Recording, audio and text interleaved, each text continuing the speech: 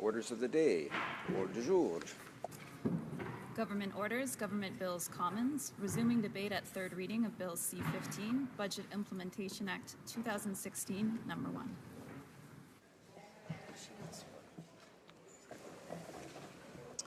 Resuming debate, the honourable member for Lakeland.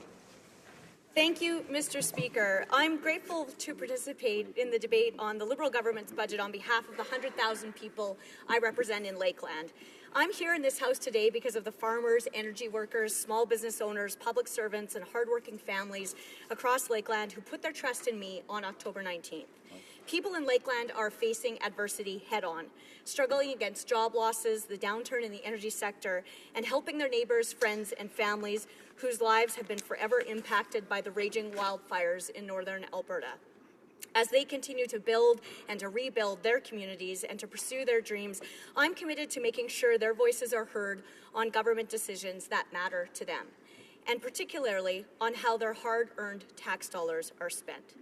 The people of Lakeland believe in a free market economy where Canadian workers are rewarded for their efforts, where entrepreneurs, inventors, investors, and hard workers can provide jobs and prosperity for their communities, and where self-reliance, personal responsibility, and generosity bolster incredible community spirit that supports charities and cares for the vulnerable. In fact, 73% of my constituents voted for fiscally responsible leadership that values every dollar that belongs to the Canadian taxpayer. They know that, as the member for Carleton mentioned last week, a free market economy is the greatest poverty-fighting machine ever invented. Hear, hear. Like all of my Conservative colleagues who are privileged to serve the people who sent us here, my focus will always be on everyday Canadians like the middle class this Liberal government purports to care about. Our focus is on everyday Canadians without trust funds and without friends and family in high places, people who go to work and run businesses to earn the money that they dutifully hand over to the government, trusting that their best interests will be taken into consideration and that their money will be spent wisely and with careful discretion and due diligence. The government needs to fund priorities, to put needs before wants, and to remember that they can't spend on everything, just like Canadians plan and prioritize with their families, businesses, and their personal budgets every day. When Liberal politicians cut childcare benefits, when they disallow families to split their income, and when they limit their ability to save for their futures, and then they use taxpayers' dollars to pay for their own nannies, their own personal domestic support. When these politicians use tax dollars for their families to go on trips, for swanky new furniture, paintings, and art, on office renos, while Canadians and their neighbours, their families, their friends are losing their jobs and limiting their budgets to ensure they can pay their bills and their taxes, that's when Canadians lose faith in politicians, and no wonder why. Because when that happens, we MPs are failing our responsibility to Canadians. Mr. Speaker, I'm talking about all of the Albertans still working, and of all those who have lost their jobs in almost unprecedented numbers, and of the millions of Ontarians who must strictly budget to ensure they can pay their bills every month, rural Ontarians and those on fixed incomes who limit groceries or go to food banks because of skyrocketing hydro rates, courtesy of big, out-of-touch government and bad public policy. I'm referring to Maritimers, where my family's from, who once worked in the oil sands, who are now back at home without a job and with few prospects, while governments block opportunities for responsible natural resources development that would provide jobs and benefits for all communities and all provinces. These are the people I think about every day, and these are the people I'm standing to support today as I speak about this government's fiscal fiction budget, as my colleague from Calgary Shepherd has called it. Let's start with the fundamentals. Any government expenditure takes money from someone and gives it to someone else. The Liberal budget includes excessive untargeted spending that will end up hurting businesses, families, and hardworking Canadians in the form of future tax increases in order to fund government handouts. They've tried to pass this off as standing up for the middle class, but I think Canadians see through the smoke and mirrors and see it for what it really is. I know Canadians in Lakeland do. This government is simply redistributing wealth. The worst part of this, of course, is that what the Liberals are really doing is taking money from people who need it most. As an example, they've alluded to a potential carbon tax in their budget. They haven't provided details yet, and like so many other things this government is doing, of course, we're uncertain, but we know one thing for sure. Ultimately, it's Canadians, families, consumers, business owners, the middle class, and people on fixed incomes, and the working poor, and charities who are going to pay the high costs and increased prices of all goods and services, the guaranteed result of yet another tax. And this particular tax will disproportionately target and harm rural and energy-based communities. Canadian governments collect $17 billion annually from revenue generated by oil and gas workers to fund programs and services and provide benefits that increase the standard of living of all Canadians. Piling on more costs, especially during such challenging times, will only make things so much worse. It's a cold-hearted cash grab Canadians just can't afford. There can also be no guarantee that a national carbon tax would be so-called revenue neutral. I mean, what taxes are ever revenue neutral or dedicated to initiatives aimed at innovation and environmental stewardship? The carbon tax is just a revenue generator for government to feed reckless spending and out-of-control deficits masquerading as environmental policy. Such a tax shift was rejected by Canadians in the 2008 election, something the member for Calgary Heritage reminded me recently.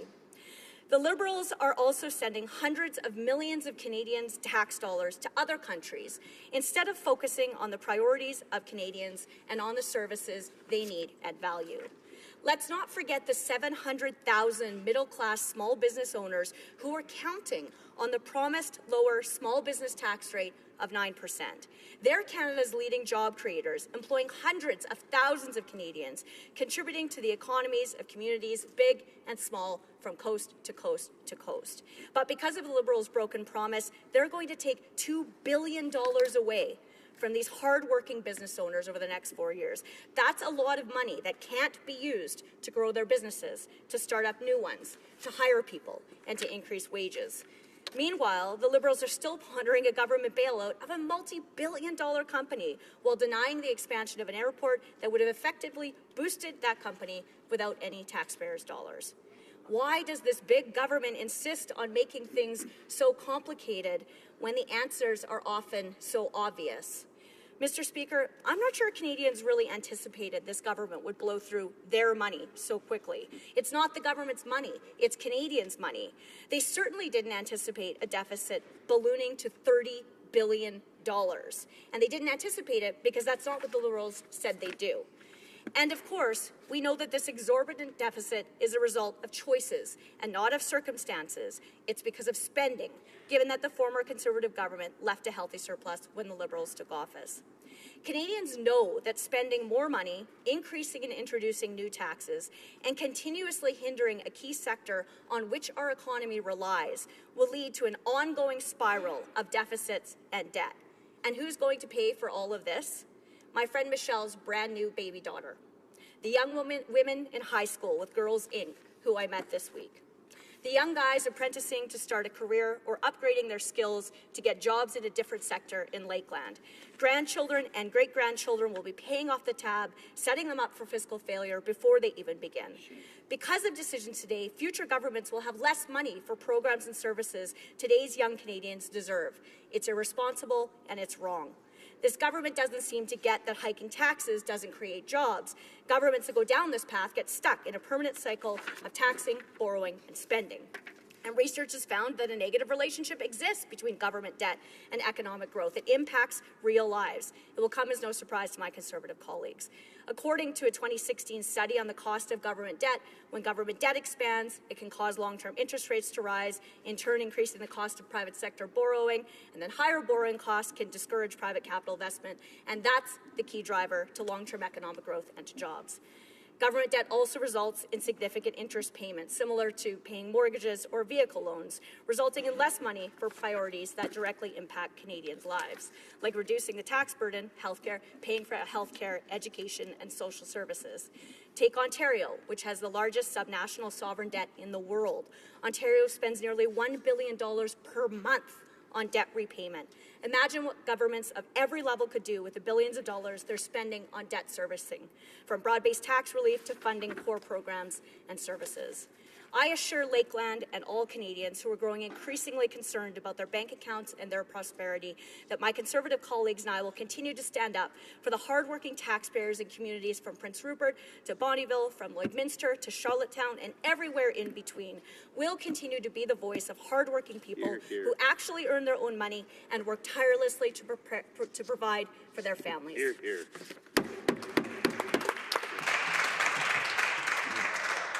Questions and comments. The honourable member for St. John, Rothsay. Thank you, Mr. Speaker, and thank you to my colleague opposite for her passionate speech about our budget and about the economy, Mr. Speaker.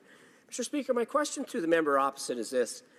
I listened with great interest to her speech, but one thing that was glaringly missing in the speech was those living in poverty, those living in need, and Canadians that need help, and Canadians that feel forgotten by this government over the last 10 years. So my question to the member opposite is this. Tell me one thing that you have done over the last 10 years, particularly the last 4 years, to help those. Mr. Speaker, the member opposite doesn't need help, I'm sure, from my colleague opposite here. Tell me a specific program that you initiated over the last 4 years to help those people living in poverty. Thank you, Mr. Speaker. The honourable member for Lakeland. Well, thank you, Mr. Speaker. I think the member wasn't actually listening to my comments because almost all of my comments were about low-income, working poor, charities, and people who are vulnerable and need support the most. And the fact that high taxes causes lost jobs and takes away the ability of communities and charities and provinces and municipalities to support vulnerable and low-income and poor people. And of course, the government took 400,000 seniors off of the tax rolls entirely and lowered the tax rates for all Canadians and all businesses to the lowest rate in nearly 60 years and created 1.2 million net new jobs, even after the recession, putting Canada in the strongest position of all the G7 countries with the wealthiest middle class in the world. So the whole point is that lowering taxes, limiting government, focusing government spending on priorities, putting needs before wants, ensures that we can provide. Questions and comments. Question commentaire. The honourable member for Courtenay Alberni. Yeah, thank you, Mr. Speaker, and I want to thank the honourable member for bringing forward her concerns from her riding. Mr. Speaker, I find it very disturbing to hear members of the government talking a lot about how they're helping the middle class, helping those to join the middle class. When we look at their tax break for the middle class, we find out that 2/3 of Canadians don't benefit.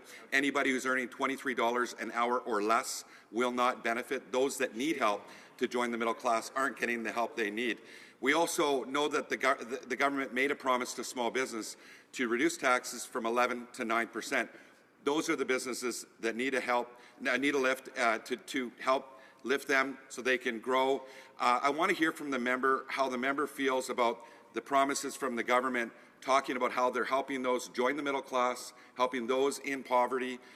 Maybe, Mr. Speaker, if the member could elaborate a little more. Member for Lakeland. Thank you, Mr. Speaker, and thanks to the member for your question. I mentioned the promised low or small business tax rate, partly because I've heard from so many businesses and entrepreneurs in my communities in Lakeland who, between provincial policy, which is increasing taxes and increasing their costs, and the federal failure to continue on their promise to lower the small tax rate, that they're getting squeezed from all levels, and ultimately that means they can't expand their businesses, they can't invest in new ones, they can't raise wages or benefits. These are businesses that have been in communities for generations, and all sides are being squeezed while money is taken away from them so that they can't continue to be Canada's leading job creators. Another thing that we've just heard about recently too is to your point, from the Calgary food banks and Calgary homeless shelters, the astronomical costs, tens of thousands of dollars a year that they will have to pay because of the provincial government's new carbon tax. We can't keep nickel and diming job creators. Questions and comments. Question commentaire. The honourable member for Carleton. Done a great job pointing out the liberal hypocrisy on the subject of social justice and helping our most vulnerable. Under the previous Conservative government, We raised the personal exemption to allow people to earn more tax-free, literally lifting hundreds of thousands of aspiring working-class people off the tax rolls altogether. Jim Flaherty brought in the working income tax credit, which accelerated earned income to ensure that working always pays more than welfare. We lowered the poverty rate to its lowest level, since the poverty rate was recorded. It was at 8.8% the last time it was recorded under the Conservative government, which is half the level it was 20 years earlier under the previous Liberals. I wonder if the member can comment on the Liberal tax plan, which gives about $1,000 in tax relief to a Liberal MP earning $150,000 a year and gives exactly zero to a working person earning $45,000. The honourable member for Lakeland, a short response, please. Well, I think my colleague from Carleton always does an excellent job at exposing the cavernous gap between what the Liberals say they believe in and what they want to do and what they actually do, and how it harms the very people who they often purport to care about the most. And in fact, in free developed countries around the world, you don't have to take a politician's word on this. It's true that people are able to pursue their dreams and build their lives and provide for their families and for their community. Resuming debate. Reprise de débat. L'honorable député de Gatineau. The honourable member for Gatineau. Thank you, Mr. Speaker. First of all, I'd like to indicate that I'll be sharing my time with the honourable member for Cowichan-Malahat. We've learned this morning of the death of one of Canada's great icons, Gordie Howe.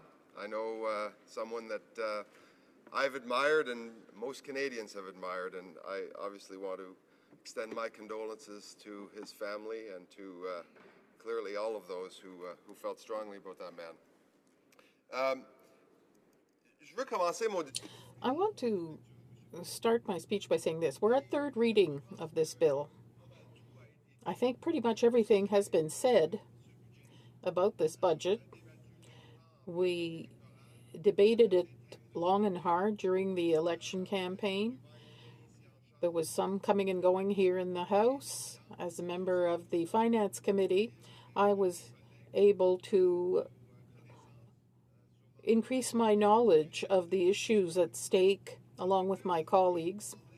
Today, I'd prefer to talk about the impact that this will have on my riding of Gatineau. As you know, Gatineau is made up of people who work hard. It's an honor to represent them. There are many people who work in the federal public service or for companies or institutions and organizations that are related to the federal government in some way.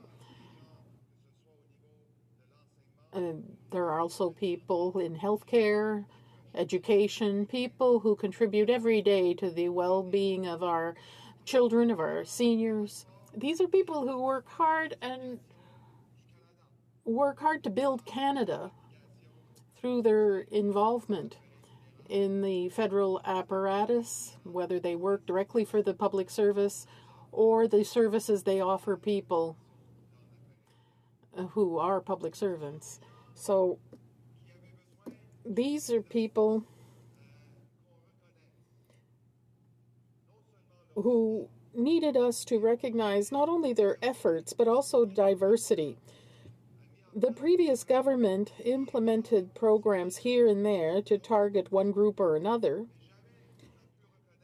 but they were never able to recognize diversity and simplicity.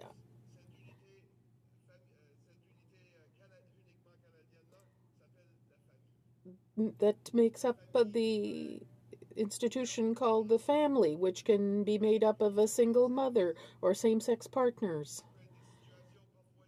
Sometimes there are difficult situations, but the one thing all these people have in common is that they're all hardworking, they wish for the best for their children, and they want the government to recognize that they need a bit of help and recognition for what they do for the future of Canadian society. With the Canada Child Tax Benefit,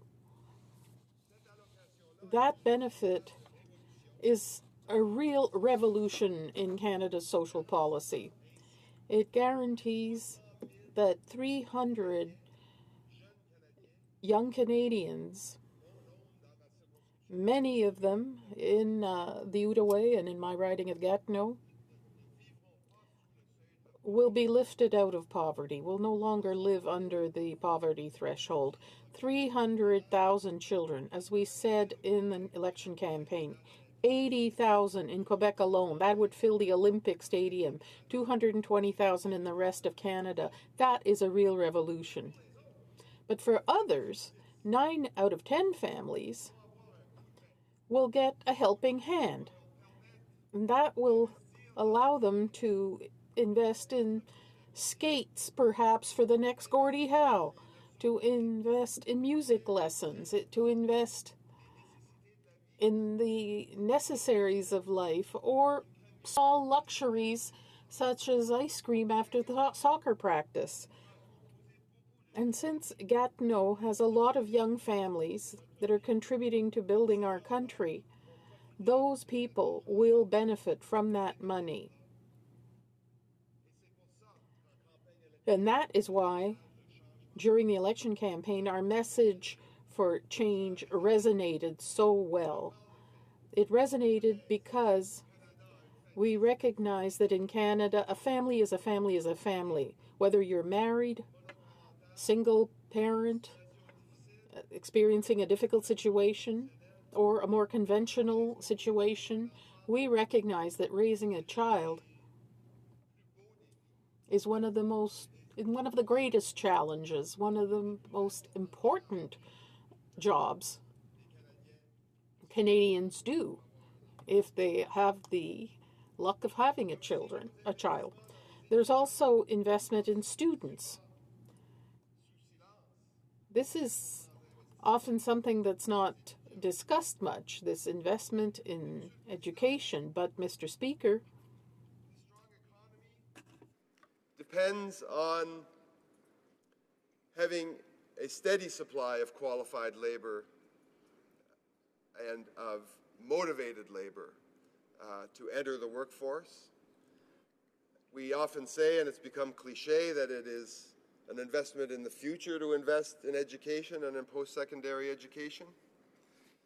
But in Canada, what we see is that whether it's demographics that I know we face in Quebec, very difficult demographics, in Atlantic Canada, where there's a difficult demographic situation, and right across the country, where employers tell us that the challenges of the future will be challenges that post-secondary education can partially solve. It is important that this government say to students, we are going to make your life easier as well, just like we're doing for parents. Mr. Speaker, in the 2016 budget, the government decided to prioritize young Canadians to give them a better future. We will make post-secondary education more affordable for students from low-income families and facilitate the reimbursement of their student loans.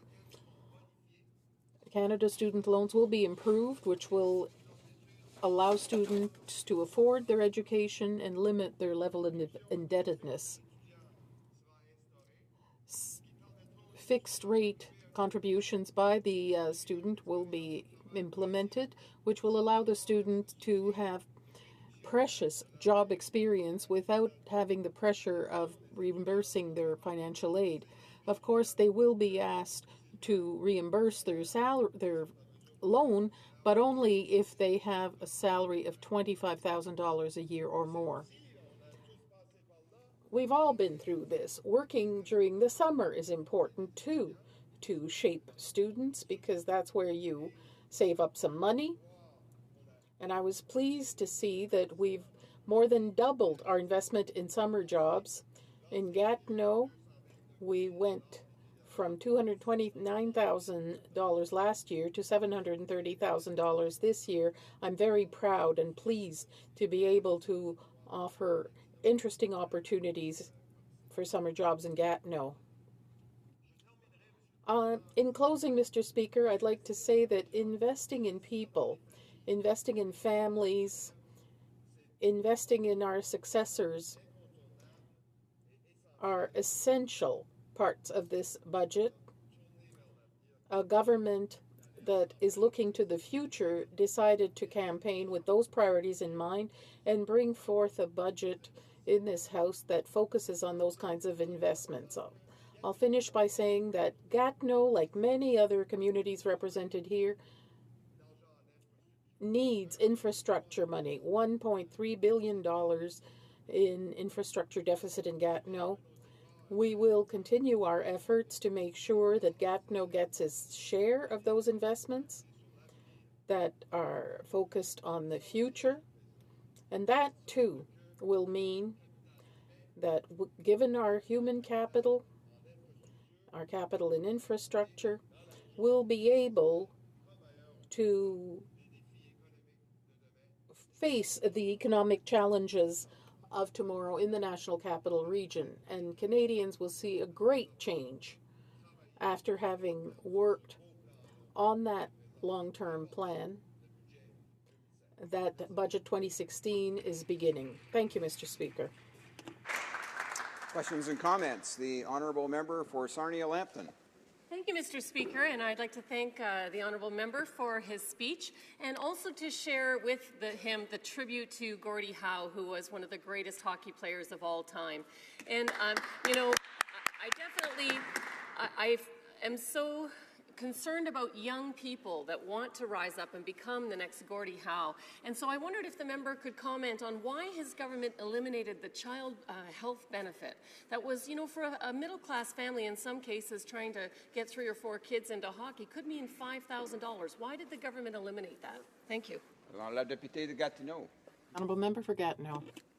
Mr. Speaker, when you can take programs that are aimed at reasonably small pockets of Canadian society, put them together, add money to that, right. Say to a single mother who couldn't share her income with someone else prior to today, say to all of these people, we can help you with piano lessons, we can help you with hockey skates, we can help you with all of these things. But the biggest thing we can help you with is making sure your children are well nourished, ready to learn, and 300,000 of those children or more will be elevated above the poverty level. I think that's where a responsible government has to put its priorities, Mr. Speaker. Questions and comments. The honourable member for North Island, Powell River. Thank you, Mr. Speaker, and thank you to the honourable member for his speech. I appreciated what you said about supporting families and young people, but I can tell you from the riding I represent, which is very rural, many remote communities, that we have challenges and that seniors are facing particular challenges around accessing health care, around staying in their home as long as they possibly can. So my question to the member is, how can you justify not following through with your commitment to have home care so that people can stay home longer? Having it vaguely in a conversation is not having it in your budget. It needs to be a budget line. Why isn't it? The honourable member for Gatineau.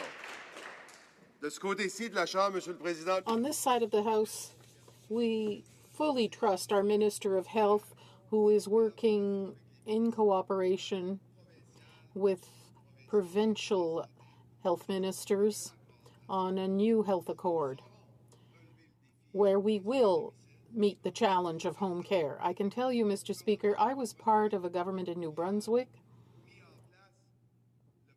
that implemented the first genuine pan-provincial home care program, the New Brunswick Extramural Hospital. I am very familiar with that file and the challenge that home care presents, and I'm thrilled to see that we too have seen in 2016 that there's a need to go forward with a coordinated home care plan. The honourable member for St. John Rothsay. Thank you, Mr. Speaker. Mr. Speaker, I thank my colleague for his great speech on the budget and on the economy. And Mr. Speaker, we've seen what 10 years of trickle-down economics and regressive taxation and regressive economic policies have got in our country. We saw that the NDP ran a budget or an election campaign basically based on austerity and balanced budgets, which wasn't realistic. But, Mr. Speaker, one thing that was very, very clear to me during the campaign going door to door was our seniors and how our seniors were forgotten, and our seniors were certainly a group that needed support. And I thought I'd ask my colleague what this budget, what the Liberal Party will do for those seniors that need help. Thank you, Mr. Speaker. The honourable member for Gatineau. Thank you to my colleague from St. John Rothsay. I, like he, have noticed the number of seniors still living in poverty. I know that for all of us on this side of the House, it was with great pride that we saw included in this budget the increase of 10% in the guaranteed income supplement, in bringing back that age from 67 to 65 for eligibility for OAS. And the work continues, Mr.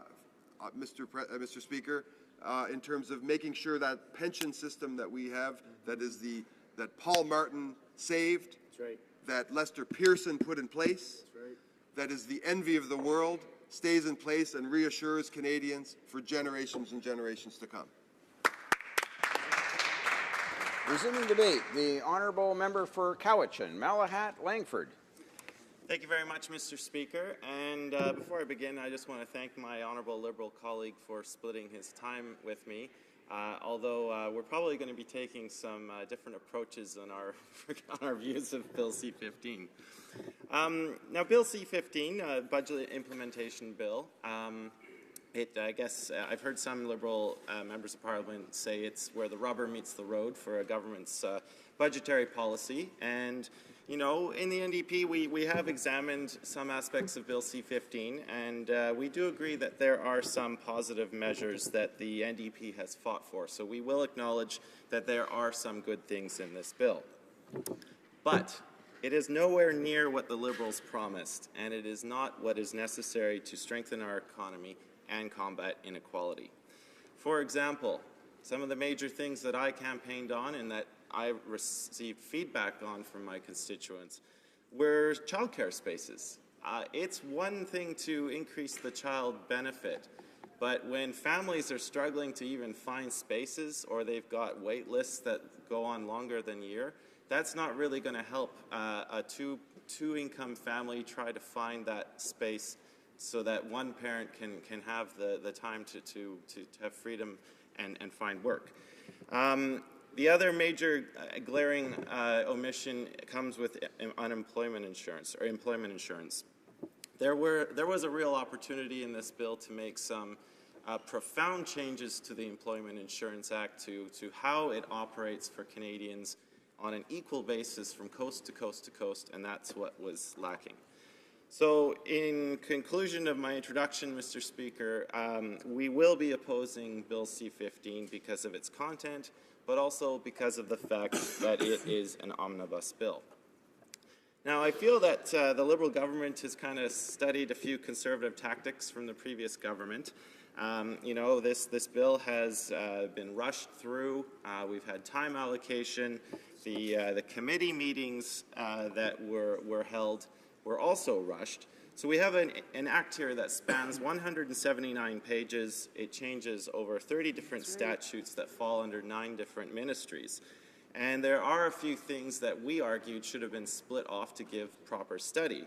But the committee, when it was studying Bill C-15, had 6 meetings, only 2 had witnesses, and the amendments that were proposed by the opposition were all rejected. You know, the Liberal government makes a big deal about how they reach across the aisle, they want the opposition to work with them. But when over 35 amendments are proposed by the opposition and all of them are rejected by the Liberal government, I don't see that as working together. And it brings to mind this quote from the movie Jerry Maguire, "Help me help you." If you want the opposition to truly work with you, then I think some deference has to be paid to the propositions we are putting forward, and not to have them rejected out of hand. So that's a few of the reasons. The time to adequately review the different components of this legislation. You know, I remember when the Liberals, when they were in opposition and on the campaign trail, they kept on talking about how undemocratic omnibus bills were. And, you know, they said during the campaign they would not resort to legislative tricks to avoid the scrutiny of their bills. Well, I think we'll see the history of the previous 6 months shows completely the opposite. They promised to change the standing orders of this House to bring an end to this undemocratic process of omnibus bills. I just truly feel that if we are going to take an omnibus bill that is changing a few different pieces of legislation, it has to be given the proper time and scrutiny. I believe all Canadians and expert witnesses deserve to have their say in things like this. Now, Mr. Speaker, I'll devote a little bit of time just going over a few of the good things, with a caveat. There will be a few criticisms as well. You know, we proposed, the NDP proposed in the last Parliament that we would remove taxes on feminine hygiene products, and because that costs women $36 million a year. So we are happy to see that mentioned in the bill. We are also very happy to see the Liberals recommit to returning the old age security and GIS eligibility back to age 65. But, you know, I heard my previous colleague in the Liberal Party talk about the GIS and what a wonderful thing it is that the GIS has been increased by 10%. Well, let me just provide a little bit more factual basis to that claim.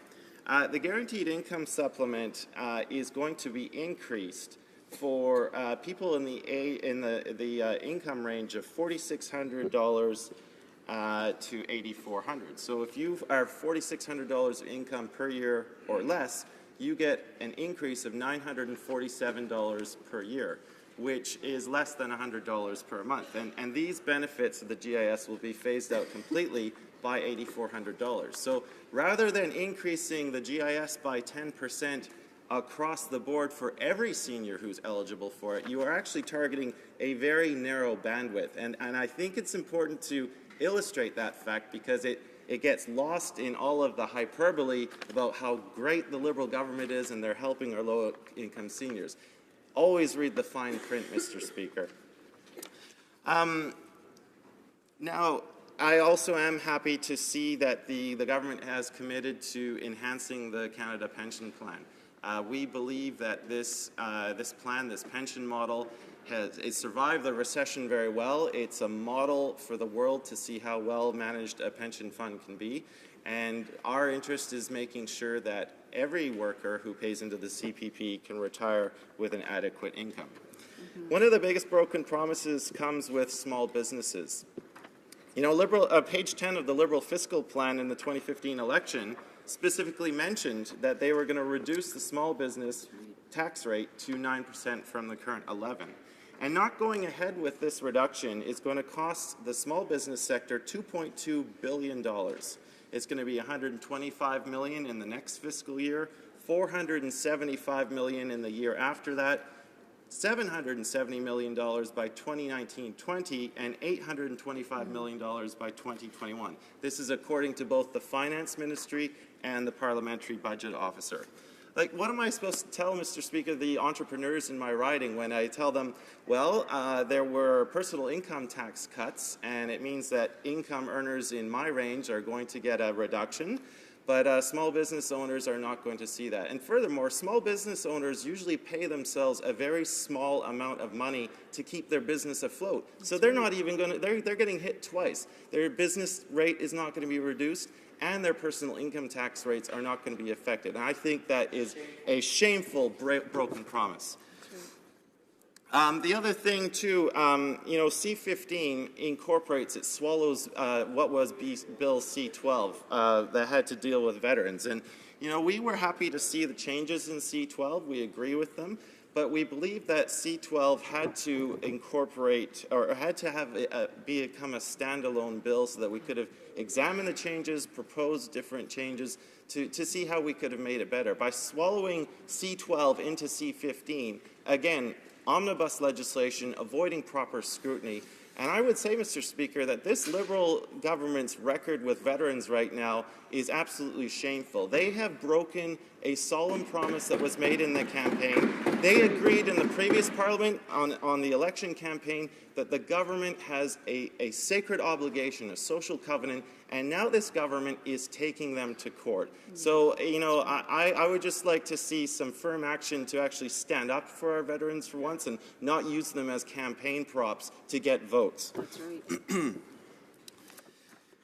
Now, in terms of some of the employment insurance, you know, I suggested to the Minister of Employment that, you know, one of the great things the Liberals could do was to take the Employment Insurance Fund and set it up as a standalone fund so that it would be protected from future governments raiding it. Because right now, those premiums paid by workers in the event that they might get unemployed one day simply gets rated as a cash cow. And it would, I think it would set something up very meaningful for workers if we put that up as a standalone fund. Again, no significant action on that, and we still have an employment insurance system where 6 out of 10 Canadians will not qualify. To help my Liberal colleagues understand why we oppose this bill, I think it's always helpful to read quotes that Liberals have given in the past.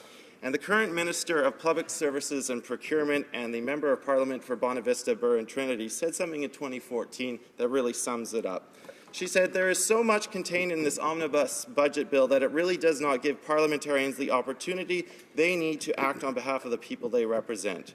We do not get to scrutinize the legislation, and at the end of the day, we end up voting for a bill that we have little time to digest." I couldn't have said it better myself, Mr. Speaker, and I'll end there. Thank you.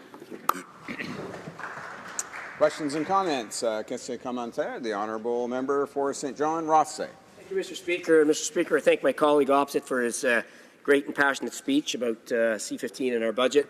But Mr. Speaker, the party opposite at times confuses me because what I hear now from the party opposite is that we need to spend more on this and more on that. We didn't spend enough on this and we didn't spend enough on that.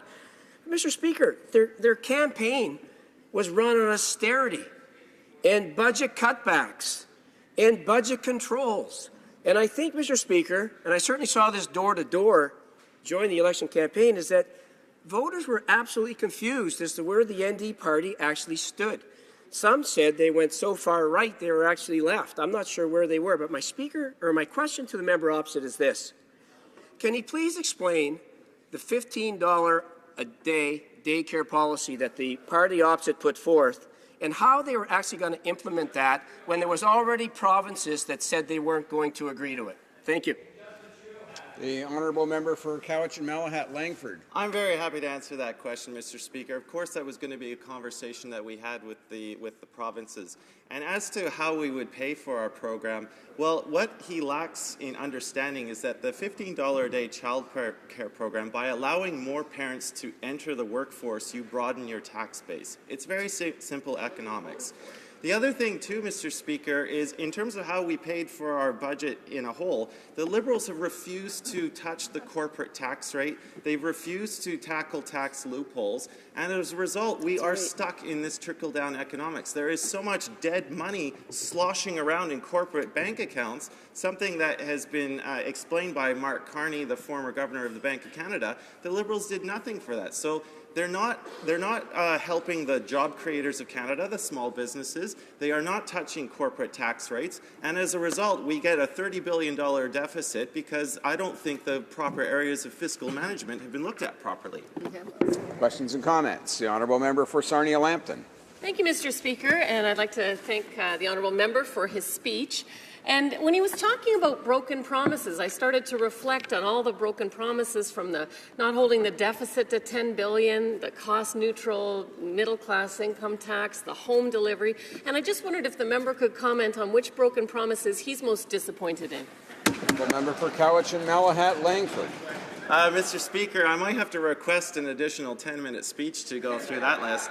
For me, I think the number one thing, you know, I've always had a very strong connection with the veterans in my riding, and I think that broken promise in the court system was a big one. But in terms of the real reforms on employment insurance, I think this budget was a very real opportunity to get something meaningful done. By making sure that there was a common threshold no matter what part of Canada you lived in, and that we had a fund that was protected very much in the way that the Canada Pension Plan Fund is. This would have insured governments against future unemployment shocks, and it would have given all workers the peace of mind knowing that there's a fund, a dedicated fund that will always be there for you, and it's not disappearing into the Consolidated Revenue Fund. Thank you.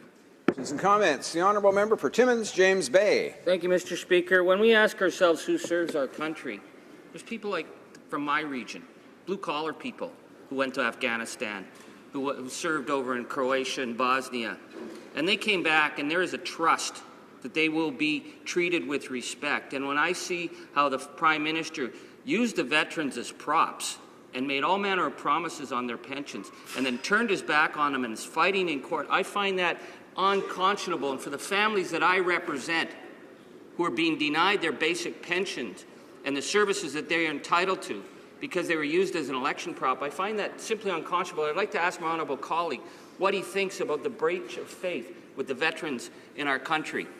Honourable member for Cowichan, Malahat, Langford. Well, Mr. Speaker, when solemn promises like that are broken, it gives all MPs a bad name because people start saying, well, we just can't trust politicians. We put our faith in you and you broke it. And you know, Mr. Speaker, in our previous constituency week, I sat down with a veteran from Afghanistan, and this poor man was quivering with rage and tears because he firmly believed the Liberals were going to honour that promise, and then they end up taking them to court.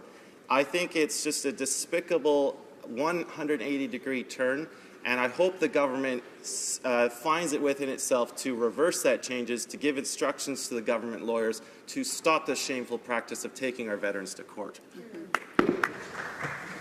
Resuming debate, the honourable member for Sarnia-Lambton. Thank you, Mr. Speaker. And I will be sharing my time today with the member from Edmonton Riverbend. Now, it's said if you want to bring constructive criticism, you should make a sandwich. That is to say, you should say something positive, and then bring the criticism, and then finish off with something else positive. And so that's what I will try to do today, Mr. Speaker. I will make a Budget 2016 sandwich. Monsieur le Président. Mr. Speaker, as science critic, I'll start with something that is very positive in the budget. The Minister of Science and myself met earlier in the session, and we agreed that it would be a good idea to create a Canadian science strategy which could be supported by both sides of this House. And that's what we did. As we see in this budget, we have kept the granting body, which provides quality applied research in cooperation with universities, industry, and the government. The funds that are handed out have been increased in order to increase our innovation capacity in Canada. Reports of our previous government, Budget 2016 will now provide the Granting Council program for NSERC, CIHR, and SHRC for research investment with an additional $141 million in annual resources. I am also very pleased that our previous Conservative government's Knowledge Infrastructure Fund has been retained as the post-secondary investment fund. Targeted investments aimed at our post-secondary institutions will promote Canadian research and discoveries for generations to come. Similarement, nous avons... Likewise, we have re-established fundamental basic research methods in a targeted manner. This has allowed Canada to make considerable advancements in areas such as genome research, particle physics, medical research, and big data. In a number of other areas, we are collaborating at the international level to maintain our participation with various organizations. We also recognize that we need to encourage the marketing and commercialization of Canadian technology to create more jobs in Canada. And so $100 million are included in this budget to strengthen this issue, and that is very positive. However, Mr. Speaker, not everything in this budget is positive. The Liberal government has promised deficits nearing $30 billion this year and more than $100 billion over the next 4 years. On top of this, the Liberal government seems to have no clear plan on how to pay it back or to balance their budgets in the future. This will cause Canadians to have a deficit of $10 billion annually just to pay back the interest on the money borrowed by the Liberal government. Mr. Speaker, no family would put in place a budget that would put them into debt forever. It's just not wise. I'm also not pleased about the fact that tax cuts to the Canadian middle class will cost the country more than $1.7 billion every year. It was supposed to be cost neutral. Can this government not do basic math?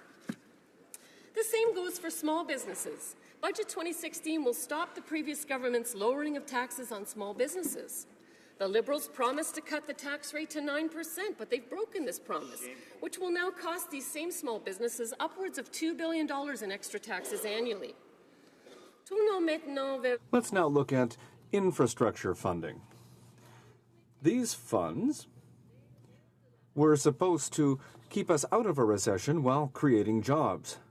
And yet, the money for this year is less than what was promised. Speaker, my riding of Sarnia-Lambton has a project for the creation of an oversized load corridor. In his discussions with the Minister of Infrastructure and his team, they assured me there would be a fund for trade corridors that this project would fit very well into. For $12 million, this project would create up to 3,000 well-paying jobs in southern Ontario. However, no funding was made available in the budget, and therefore no jobs were created for this project. In fact, overall in this budget, the government predicts it will only change the unemployment rate by 0.3% over 4 years. Seriously? For $113 billion? I would now like to speak about the climate change direction in this budget. The reality today is that Canada makes up less than 2% of the world's carbon footprint. We could totally eliminate our footprint in Canada, and it would have no fact and evidence-based temperature result on the planet. So our approach should be to leverage our carbon emissions reduction technologies to the substantive contributors like China, the US, and India, who make up 40% of the footprint. There you go. This budget, with an attempt to layer on additional carbon tax, will drive jobs out of Canada to other regions, but will not help the planet. It just moves the carbon footprint somewhere else. An example of this from my riding is a project currently being considered, worth billions of dollars and thousands of jobs. With 2 levels of carbon tax, this project is uncompetitive here and will go to the US Gulf Coast. The carbon footprint is the same for the planet, but we lose thousands of jobs. Mr. Speaker, this is what will happen across the fossil fuel business without a better plan.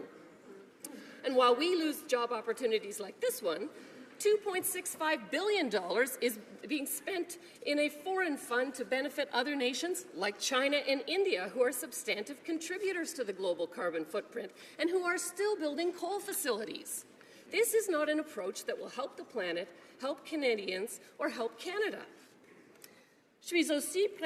I'm also very concerned by the amount of money that we are distributing to other countries, knowing that there are people who are in need here at home.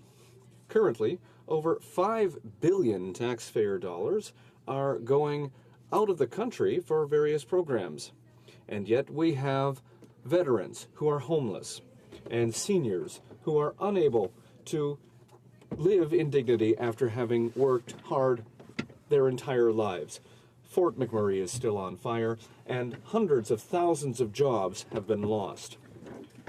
We need to help Canadians, and our current financial situation doesn't allow us to be as generous as we have been in the past. Let us move past these issues into another area of concern for Canadian public: national security and defence. One of the most important jobs for any government is to protect its citizenry. And I would say now more than ever, we need more defence, not less defence. Cutting $3.7 billion from the defence budget is absolutely reckless, as I heard at the town hall meeting I held in this issue in my riding, which I consulted broadly with people. Much-needed ships for the Navy, as well as the equipment for the Air Force, have been put on hold with no explanation or expectation given for future timelines of availability.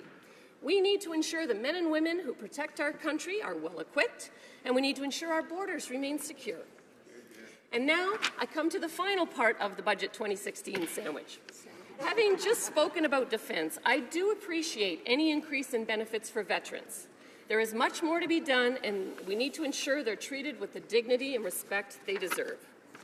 I also would like to speak about seniors. My riding has an aging demographic, and so I am pleased to see an increase in the guaranteed income supplement. It may only be $18 a week, but seniors on a fixed income need all the help they can get, and I still think we need to do more. I'm glad that the income splitting for pensioners was retained, but would have liked to have seen the tax-free savings account limit expanded, since many seniors use this to preserve their savings and increase their flexibility in retirement. Finally, with an ever-growing number of individuals of all ages experiencing chronic and terminal conditions across Canada, and in light of the assisted dying legislation, I was happy to hear the Minister of Health say there was $3 billion in this budget for home and palliative care. That said, I could not find the actual words palliative care in the budget, but I trust that since this has been repeated by the Minister in the House on numerous occasions, and the Liberal Party recently made a resolution on palliative care, I believe there is support for this on all sides of the House. And that is why I've introduced my private member's bill, C-277, on palliative care. Good palliative care covers a wide range of services, such as acute hospital care, hospice care, home care, crisis care, and spiritual and psychological counseling. Those that have access to good palliative care choose to live as well as they can for as long as they can. And now is the time to get this in place for the 70% of Canadians who don't have access to this service. So I'm pleased with this commitment. It's a good start. And I'm happy to see more summer jobs for the youth as well. So, Mr. Speaker, to summarize the budget sandwich, thumbs up on science, thumbs down on fiscal responsibility, thumbs down on the approach to infrastructure, climate change, and defence, and thumbs up for moving in the direction of good for seniors, veterans, palliative care, and youth. Thank you, Mr. Speaker. The honourable member for Sarnia-Lambton will have 5 minutes for questions and comments when the House next returns to debate on the question. Now we're going to statements by members. Déclaration de député, the honourable member for St. John South, Mount Pearl. Thank you, Mr. Speaker. In keeping with the spirit of the show that I co-hosted for 10 years, I'm going to wing it. I don't have a teleprompter. You'll be my floor director. You'll give me a count, and I'll know to go to commercial break. Canada AM was an institution in this country for 43 years. It brought us all into a national conversation that I know many people in this House enjoyed, that many people in this place enjoyed, and certainly many people who have stopped me in the street the past week have enjoyed. It came to a very abrupt end last week when many of the hosts, the producers, and the crew were abruptly told they had one more show to do.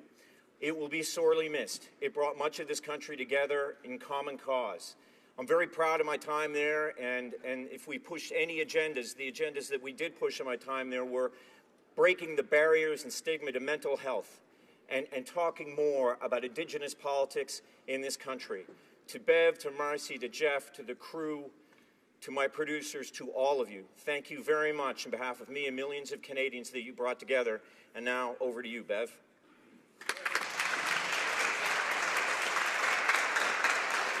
The honourable member for Prince George, Peace River, Northern Rockies. Thank you, Mr. Speaker. Earlier this week, over 60 parliamentarians from the Conservative, Liberal, and NDP caucuses and staff joined me and my outdoor parliamentary caucus co-chair, the member for Labrador, for the 5th annual Day at the Range. Organized by my office and the Canadian Shooting Sports Association, the Outdoor Caucus Association of Canada, and the Canadian Shooting Arms and Ammunition Association. The morning provided the opportunity to learn more about hunting and shooting sports. Personally rewarding for me, Mr. Speaker, was to see those members who have never picked up a firearm shoot for their first time and leave with a big smile. And for those of us who are more experienced, it was a way to renew our commitment to protecting our Canadian outdoor heritage. On behalf of the Outdoor Parliamentary Caucus, I want to thank Tony Bernardo, Phil Morlock, as well as Linda from the Stittsville Shooting Ranges for helping make this event such a great success. Thank you. The Honourable Member, Honourable Member for Laurentides-Labelle. Thank you, Mr. Speaker. I rise today to honour the life of the Mayor of the Municipality of Lac-Saint-Paul in Laurentides-Labelle. Louis Fabricius Alonson was a retired nuclear engineer of Maltese origin. A kind man overflowing with good cheer, he became mayor in 2013 and really cared about the quality of life of his citizens. I met him for the first time a few months after that, and we quickly became friends. Recently, I had the joy of having dinner with him and his spouse, Marie-Claire Meillard, in their home. That evening, Louis introduced me to the idea of using turmeric in addition to salt and pepper as flavorings on the table, and he explained how he had designed his own geothermal heating system in the house. He passed away at the age of 79, and he will be missed sorely by everyone. I would also like to express my condolences to the member of for Labrador in this house, because Louis had recently become her father-in-law. Merci, Monsieur le Président. Thank you, Mr. Speaker. Joanna Louvan. Mr. Speaker, last weekend I attended the Canadian Economics Association's annual conference at the University of Ottawa, where we heard from leading professors including Mike Veal and Michael Wolfson. They recently co-authored a paper entitled Piercing the Veil, Private Corporations and the Income of the Affluent, raising concerns that many of our wealthiest citizens are using Canadian-controlled private corporations to avoid paying personal tax. While rules for professional corporations are set provincially, the tax treatment of these structures is a federal decision. This House must ensure that everyone pays their fair share of tax.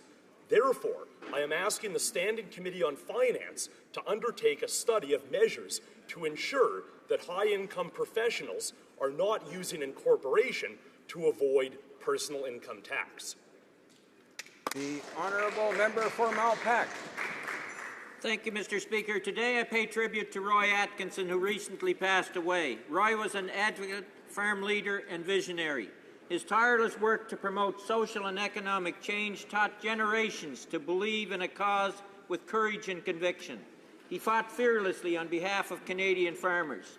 Serving in key leadership roles, including founding president of the National Farmers Union, Roy brought farmers together from coast to coast. Ahead of his time, he established leadership positions for youth and women, laying the foundations for future equality. He helped pave the way for Canada's Medicare system, serving as a grassroots general in Saskatchewan's fight for universal Medicare. He served on the Canadian Wheat Board Advisory Co-op Boards and the Economic Council of Canada. Fittingly, Roy was inducted into the Saskatchewan Agriculture Hall of Fame and awarded with Canada's highest honour, the Order of Canada. Farming with his wife Betty for 52 years, he leaves a legacy of activism, commitment, determination and integrity, the best to his children. The Honourable Member for Sarnia-Lambton. Mr. Speaker, I'm pleased to share with my fellow parliamentarians that since being introduced in the House of Commons on May 30th, my private member's bill C-277, an act providing for the development of a framework on palliative care in Canada, has gained support across the nation. The Canadian Nurses Association and the Canadian Society of Palliative Care Physicians, care centres such as St. Joseph's Hospice in Sarnia and the West Island Palliative Care Residence in Montreal are among several prominent groups to endorse C-277. Given the nonpartisan and important nature of the legislation in question, I once again call upon all members in the House to support C-277 to ensure that we're doing our part to help all Canadians live as well as they can for as long as they can. Thank you. The member for La Prairie. Mr. Speaker, on this International Level Crossing Awareness Day, I'd like to take this opportunity to remind all of us of the importance of railway safety. Too many people die or are injured near railways, and last year there were 45 deaths and 36 serious injuries in Canada. Budget 2016 set aside $143 million to tackle this problem, among other things to fund the Grade Crossing Improvement Program. Under this program, I announced funding of $11 million to install LED light signals at grade crossings. Although these investments are essential, it would appear that the accidents are mostly caused by the behavior of other users near the railways. Therefore, awareness raising is crucial. That is why, Mr. Speaker, I invite all Canadians to visit, in my beautiful riding of La Prairie, the museum Expo Rail. It is the only museum in the country that specializes in railways, and its new family exhibit on railway safety is excellent. Thank you, Mr. Speaker. Member for Ottawa West Nepean. Thank you, Mr. Speaker. Today I rise about a group of students at Woodruff High School who are working to make their school eco-certified through a project called Tiger Woods Pure Paper Bricks. Le programme spécialisé The Special General Learning Program, under the direction of Samuel Gauzas, uses recycled paper and water from the school to build logs that are sold at the price of $5 for 2. This provides special needs students with practical skills and the ability to learn to handle green materials, thereby reducing waste and recycling it instead. in this program who are contributing to their school community and to a healthy environment through this entrepreneurial program. I am so pleased to see the business savvy of these students and their teacher. Thank you. Honourable member for Portneuf-Jacques-Cartier. Mr. Speaker, in my riding, there are 3 municipalities that are still waiting for their refugee families to arrive: Saint-Basile, Pont-Rouge, and Saint-Ubald. In Saint-Ubald, as I said yesterday, the photo of the 3 family members is on the fridge. The closet of the little baby who was supposed to be 4 months old when they arrived will have to be completely renewed. On Sunday, I was at the Pont-Rouge Church, and the photo of the members of their refugee family is near the altar. The people in regions across Canada have been engaging for many months. They have raised money and worked very hard to welcome new refugee families. They are still waiting, and they have no date specified. It's disrespectful, Mr. Speaker. Yesterday, when the Minister of Immigration responded, it's as if he said that it is because of Canadians' generosity that this government is overwhelmed, but that's not a problem. Mr. Speaker, is there a charitable soul in this government who could respect people in our regions who have worked hard to be more welcoming? Could they be more sympathetic and put measures in place to allow refugees who have been sponsored by our communities to arrive this summer? Honourable member for Longueuil, Charles-Le-Moyne.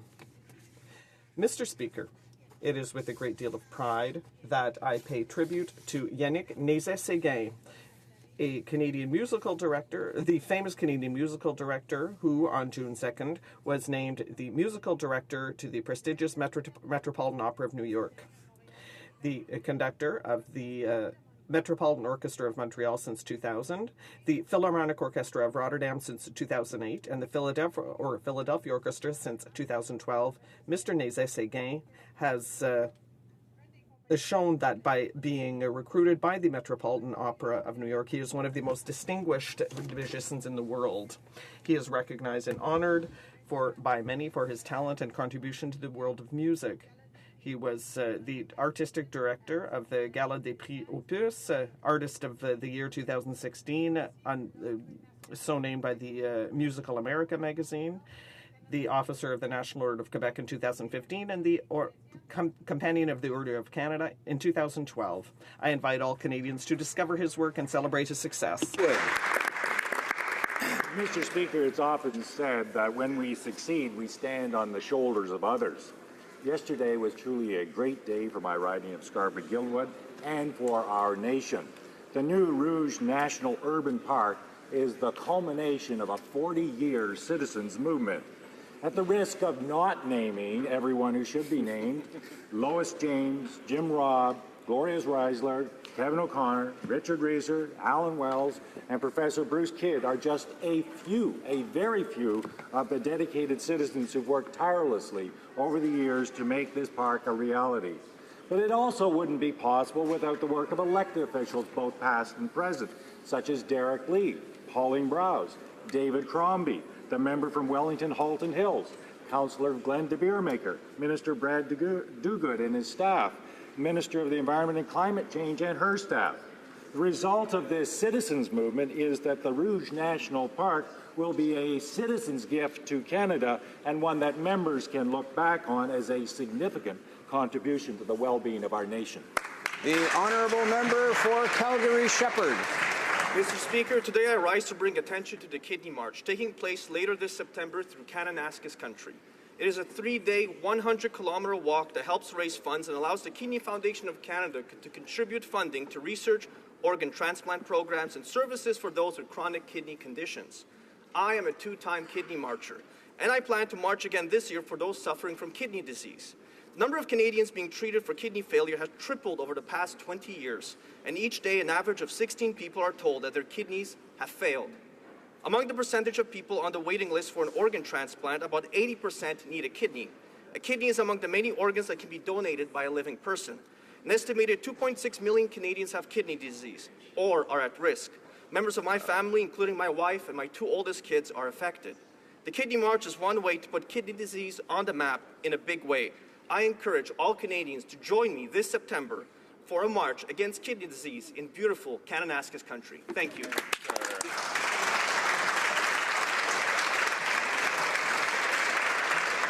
The honourable member for Nanaimo, Ladysmith. There you go. Congratulations to students graduating this week, and a special shout out to Vancouver Island University grads in my riding of Nanaimo Ladysmith. For many Canadians living in poverty, though, affordable education is increasingly inaccessible. But studies show that compared to a child with no savings at all, a child from a low-income family with as little as $500 saved is 4 times more likely to get an education. Now, the Canada Learning Bond is designed to give such hope, $2,000 worth, yet the take-up's been very low. And so I'm proud that Vancouver Island University has a full-time person dedicated to signing up low-income families and children in care. VIU goes to community centres and helps navigate the paperwork. I challenge my colleagues and universities across the country to follow VIU's lead. Let's help enroll students in the Canada Learning Bond. Let's help give real hope for access to education and jobs, and give real hope for a better life. Honourable member for Saskatoon, Grasswood. Thank you, Mr. Speaker. Today we lost a legend, Mr. HoC, Gordie Howe. Howe was born in Floral, Saskatchewan. He grew up in our city of Saskatoon. He went to school at King George. He was a regular, playing shinny on many of the outdoor rinks in our city. A marvelous athlete, not only for hockey, for baseball also, as he was often seen in the summer playing at Cairns Field, right across the street where his mom and dad lived. He broke in the NHL with Detroit in the mid-40s. He played 25 marvelous seasons with the Red Wings. He led the NHL in scoring 6 times. A 23-time All-Star, was the most valuable player in 3 different decades. Plus, 5 decades, starting in the 40s, ending in the 80s. Wow. But Gordie got his wish. He got his wish he could play on the same team with his 2 sons, Mark and Marty, in the World Hockey Association. That meant everything to him, Mr. Speaker. Today, the hat trick is still referred to as a player that scores a goal, an assist, and a fight. It's a Gordie Howe hat trick. A statue outside our rink in Saskatoon has Gordie Howe. Sorry, I mean, we're already over.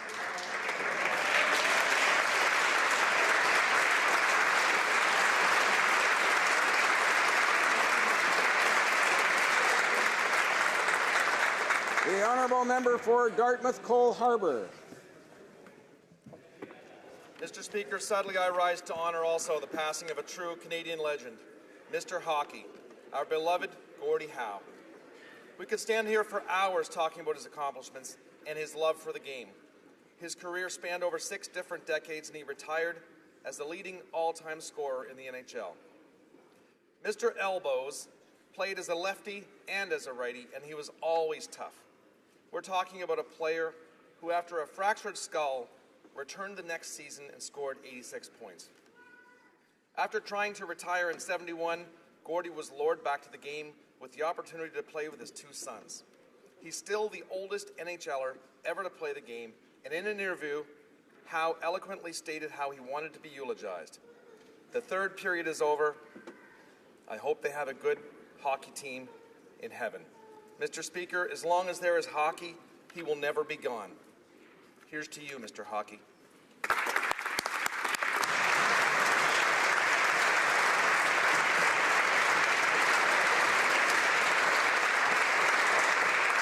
The honourable member for Winnipeg North. Yes, thank you, Mr. Speaker. Later on this afternoon, the House is going to have the opportunity to be able to debate Bill C-210. We believe that this is a bill dealing with Canada's national anthem that is something that needs to be done, Mr. Speaker, and I suspect we're hopeful that all members will recognize the importance of this, and specifically in regards to the member from Ottawa, Vanier, who has actually put in Oman's effort to raise what is a very important issue for the House of Commons, and we're hopeful, Mr. Speaker, that we'll be able to see this particular bill come to a vote today. Thank you, Mr. Speaker.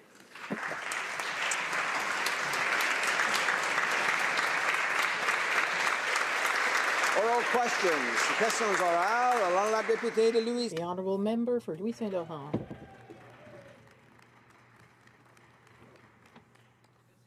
Thank you, Mr. Speaker. Before I begin, allow me on behalf of my party to offer our most sincere condolences to the family of that great Canadian, Gordie Howe. Our best sympathy to this great Canadian, Gordie Howe. Mr. Speaker, it's a great privilege we have here, all 338 Canadians sitting in the House of Commons. But this privilege comes because we have a mandate from the Canadian people, and that's why we Conservatives absolutely want to make sure that any change in the Elections Act concerning the voting rights of citizens go through a referendum. As the prestigious emeritus person, the Minister of Foreign Affairs, it is inevitable, he said. So will the government finally understand that changes to the voting system requires a referendum? Foreign Affairs. Mr. Speaker, we take our job seriously as parliamentarians and the noble responsibility that Canadians have embarked on us. So I'm looking forward, our government is looking forward to the work of the special committee to conduct a study on electoral reforms, to reach out to Canadians, to reach out to experts, to consult with members of this House, and to hold town halls in our ridings. I'm asking our colleagues here in the House of Commons to be engaged in this process, not to presume the outcome yet, and let's work together to make sure that Canadians support our electoral reforms. Thank you very much. The member for Louis Saint Laurent. The best way to obtain that support is through a referendum, and the Liberal members know that. There is a reality that strikes us. This government has no plan to create jobs, and unfortunately, it has a plan to make employment even more fragile, and that's aeronautics throughout Canada with these fighter jets. We know that the Association for Aerospace said in the Ottawa Citizen that cancelling the fighter jet contract will lead to loss of investment of hundreds of millions of dollars and loss of jobs in high tech. These are high-quality jobs in Montreal. When will the government take this seriously and do the right thing by Canadians? Mr. Speaker, I too want to add my voice to the memorandum with respect to the loss of Gordie Howe.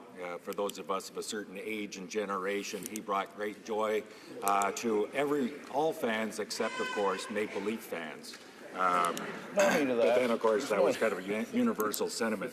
I just wanted to point out to the honourable member that the Government of Canada has not withdrawn from the Joint Strike Fighter program. It continues to make its payments under the Memorandum of Understanding, and those decisions will continue.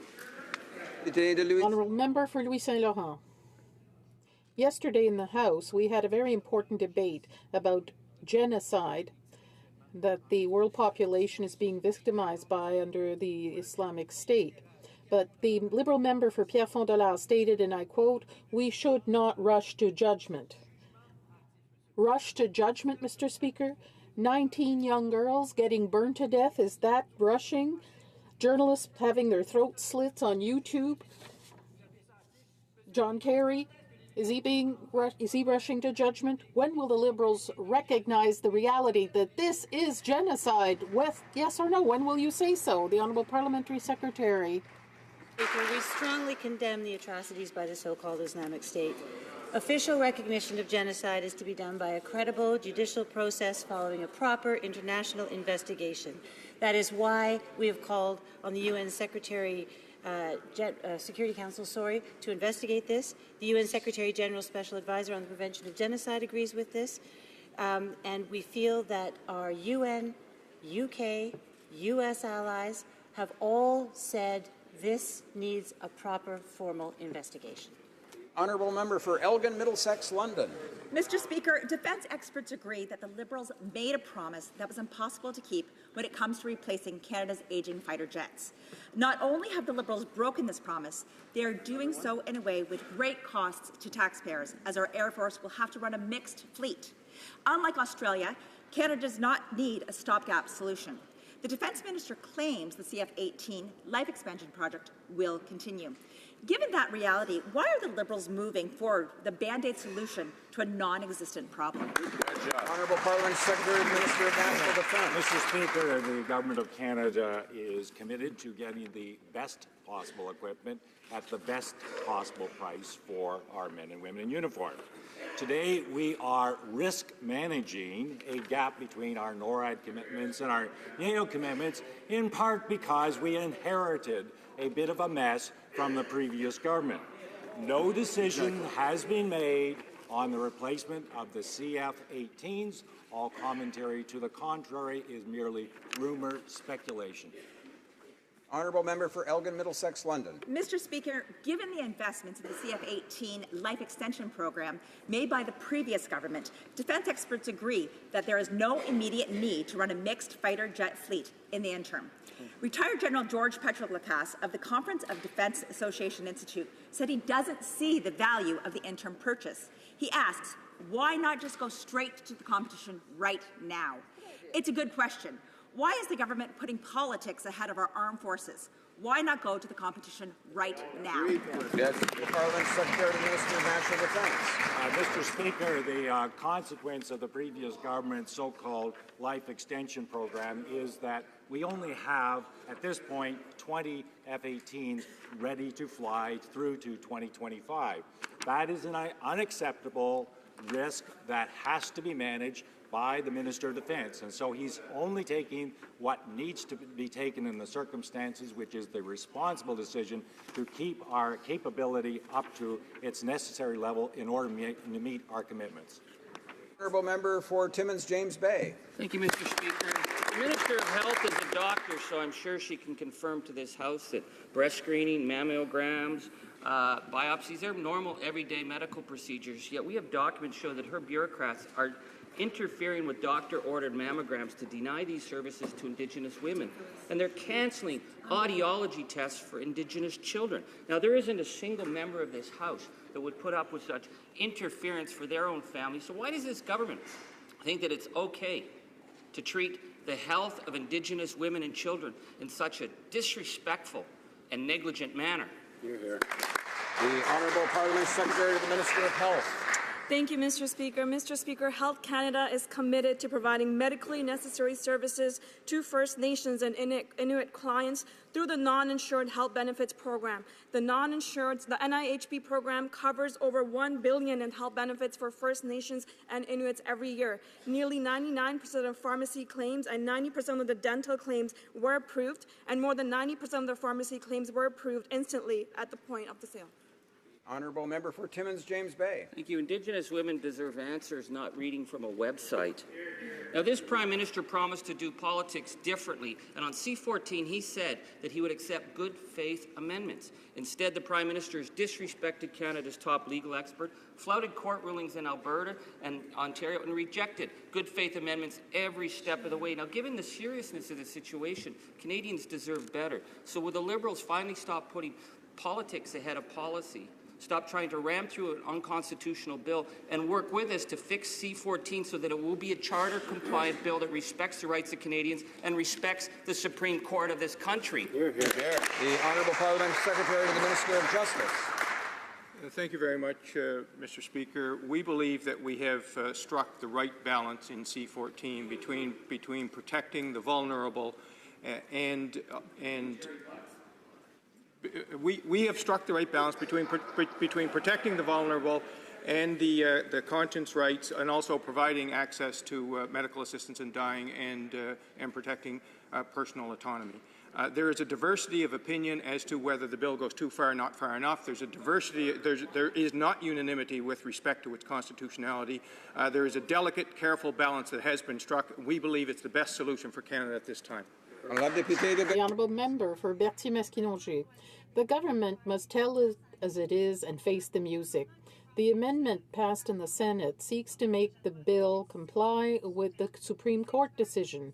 Experts said so. The Alberta Court of Appeal said so. Without this amendment, C-14 will not pass the charter test and will be challenged before the courts. Things have to be done properly for a bill that's so important to Canadians. Mr. Speaker, can the government act responsibly and amend C-14? The Honourable Parliamentary Secretary to the Minister of Justice. Mr. Speaker, it's our opinion that this bill is the best approach to guarantee the rights of dying patients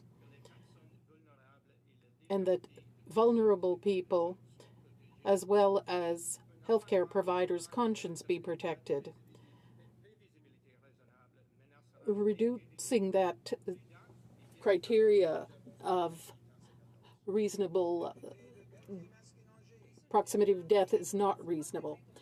Mr. Speaker, C-14 attacks the rights of Canadians, and it's deplorable to see the government try to find justifications. The Prime Minister had promised to do things differently, be based on facts and listen to experts, but instead he's engaging in partisanship, limiting debates, and refusing to work with the opposition.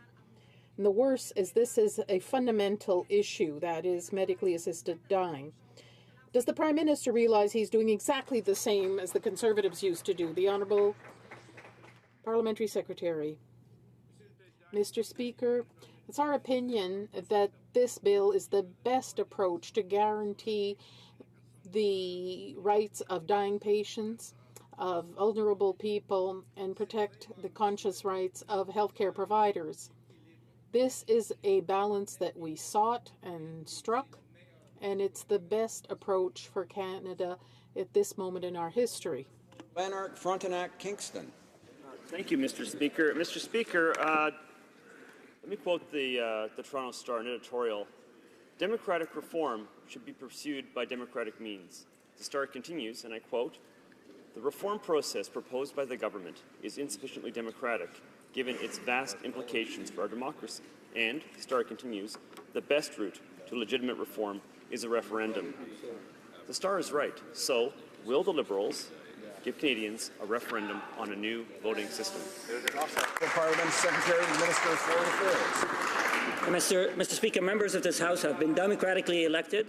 The special committee consists of members of the House who have been democratically elected by their constituents. We are taking this job seriously. We're calling on our colleagues on all sides of the House to join us, participate in this committee process, consult with your constituents, Mr. Speaker, and consult experts, and let's work together on finding the best outcome for Canadians. Member for Lanark, Frontenac, Kingston. Well, of course, Mr. Speaker, Conservative members will be participating in the committee process that's starting up, but that's not the question. After that process is over, after the Cabinet has designed a new system in a room where only Liberals are present, we want to know, will Canadians get the chance to vote in a referendum? Star says again that the Liberals' refusal to hold a referendum is unfortunate, their word. It calls the Liberal plan for town halls, and I quote, hardly the best way to gauge broad buy-in by voters. And the Star concludes that it is, quote, ludicrous to suggest that town halls are a substitute for a referendum. So, why won't the Liberals allow Canadians to have the final say in a national referendum? Honourable Parliament Secretary and Minister of Foreign Affairs. Mr. Speaker, let's not prematurely assume what the outcome of the committee work is going to be. Let's work together. Our government has extended a hand to every party in this House to work together, to consult with Canadians through various means, through town halls, through social media, through one-on-one consultations, through speaking with experts. Let's get our work done. We will not proceed without the broad support of Canadians, Mr. Speaker.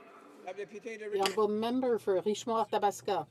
Mr. Speaker, the Prime Minister's already told us that he's rejected the current model and prefers preferential ballots. The Prime Minister took 7 months to come up with a committee without consulting the opposition. 1 month later, with the NDP's complicity, it's changed the whole structure of the committee. And the minister's trying to have us believe that in 5 months, during summer vacations, over barbecues and pools, we can meet with the entire Canadian population. Mr. Speaker, will the minister set aside her ego and listen to all the experts and analysts and the public and allow the public to express itself through a referendum? The Honourable Parliamentary Secretary. The honourable members, the opposition have been asking us to change the makeup of the committee. We listened to their concerns. We extended a hand. We changed the structure of the committee. We're asking for all members of this House to work together with us on making sure that we come up with the best reforms for our electoral systems. We will not proceed until we consult with Canadians, until we consult with experts, until we have the broad support of Canadians. Honourable Member for Richemont-Athabasca. Mr. Speaker, the opposition was not consulted. It was done behind closed doors with the NDP. They never consulted this side. Mr. Speaker, the minister is simply repeating that 60% of the population asked for a change to the voting system. I don't know what math course she took, but let me give her the right figures. 39.5 voted for the Liberals. Nobody can have me believe that out of that 39.5%, they voted for those 219 resolutions, including that one on voting systems. When will the minister listen to all the journalists, political scientists, analysts who are questioning the way the government is doing this? The Honourable Parliamentary Secretary. Mr. Speaker, the Liberal Party was not the only party who ran on electoral reforms, so perhaps the honourable member can redo his math. Let me stress what I just said earlier, Mr. Speaker. We're looking forward to the special committee's work. We will be consulting with experts. We will be consulting with Canadians. We will be consulting with members of this House, and we will not proceed until we have the broad support of Canadians. The honourable member for Lakeland. Well, Mr. Speaker, the Liberals just love their committees. The point is, Canadians don't buy the minister's claims that a bunch of politicians on a committee should change how Canadians vote for their elected representatives. It's obvious that for their own political interests, the Liberals want to rig changes to the fundamental way our democratic system works. It's obvious. But Canadians demand a referendum. Why won't the Liberals give Canadians a direct say and hold a referendum? The Honourable Parliament Secretary to the Minister of Foreign Affairs. Mr. Speaker, the honourable member said she doesn't trust politicians. I wonder if she put that in her as a slogan in her last campaign when you're asking for her constituents to vote for her as a politician. We take our responsibility as a solemn and serious responsibility. Canadians elected us to do some serious work. We call on all members of this House to join us on committee, to work with us on making sure we come up with the best electoral reforms for our system. We will not proceed until we have the support of Canadians. Honourable member for Lakeland. Mr. Speaker, 73% of voters in Lakeland sent me here to represent them, the same percentage of Canadians who want a referendum. The 2015 election had the highest voter turnout across Canada in over 3 decades, but even that pales in comparison to the huge turnout at the last national referendum. Canadians are engaged, but the minister somehow expects Canadians to believe that an invite-only committee of politicians consulting and scrolling through Twitter constitutes Canadians having a direct say. It's ridiculous. Will the minister stop telling Canadians that Liberals know best and let them decide? The Honourable Parliament Secretary to the Minister of Foreign Affairs. Mr. Speaker, I'm glad her constituents trust her to do the serious work on their behalf. That's what we think Canadians sent us here to do. We are working together. We're extending a hand to opposition members to work together with them on striking a study and consulting with experts, consulting with Canadians, and let's work together, Mr. Speaker, on finding the best outcome for Canadians. Again, let me repeat, we will not proceed without the broad support of Canadians. The honourable member for Courtenay Alberni. Mr. Speaker, for thousands of years, salmon has been the foundation and main food source for the Nuu-Chah-Nulth First Nations.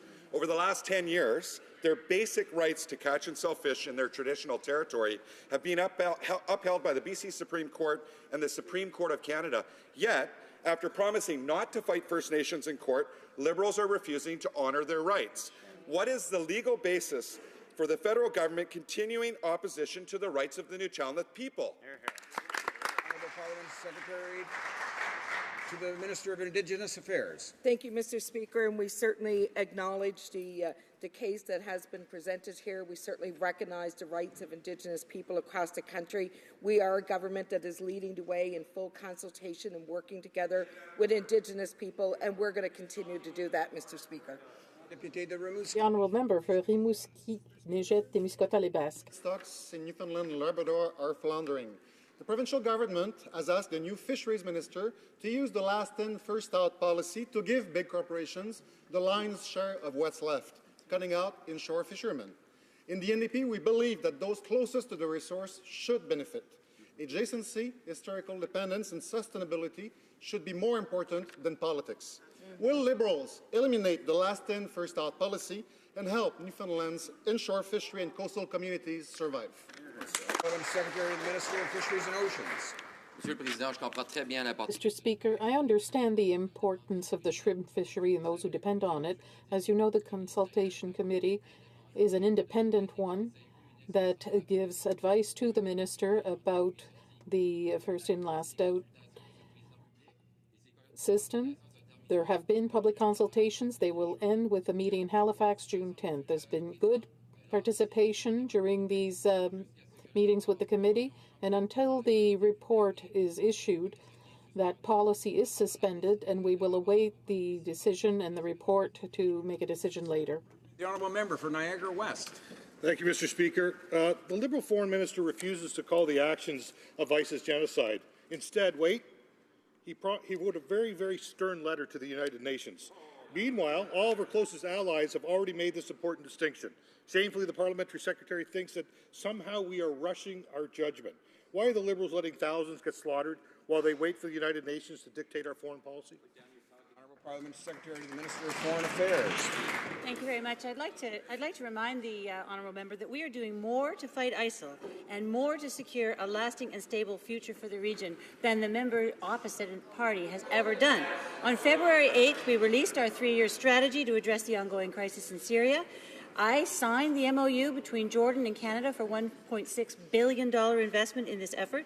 We are an active member of the anti-ISIL coalition. We have been invited to join the International Syria Support Group, as well as the Humanitarian Task Force and Ceasefire Task Force. Canada is entirely committed to the fight against ISIL. Member for Niagara West. Thank you, Mr. Speaker. Conservatives passed the Justice for Victims Terrorism Act. Just yesterday, the Ontario Superior Court gave victims of Iranian state-sponsored terrorism $13 million of Iranian assets held in Canada. Yet at the same time, the Liberals are cozying up to the Iranian regime. This is happening while Iran has thrown Canadian-Iranian professorhood behind bars for no reason. Why are the Liberals cozying up to Iran when they continue to prove they won't change? Honourable Parliamentary Secretary to the Minister of Foreign Affairs. Thank you very much. We have repeated often our commitment to re-engage cautiously with Iran in a step-by-step manner. Canada's severing of ties with Iran helped no one. It didn't help Canada. It didn't help the people of Iran. It didn't help our allies, such as Israel. And it certainly didn't help for global security. It was fortunate in the end of the 1970s, when we faced that terrible hostage situation in Tehran, that Canada had an embassy there. May we learn from the past. Thank you. Honourable member for Lévis-Lotbinière. Mr. Speaker, once again, we're witnessing this Liberal government being amateurs. Canada can't be governed with selfies, and even less with a lack of understanding of diplomatic issues. Why does this government refuse to admit that the massacres perpetrated by Daesh against Christian, Yazidi, and Shiite minorities has a name: genocide? Honourable Parliamentary Secretary. Very much. Once again, we strongly condemn the atrocities committed by the so-called Islamic State.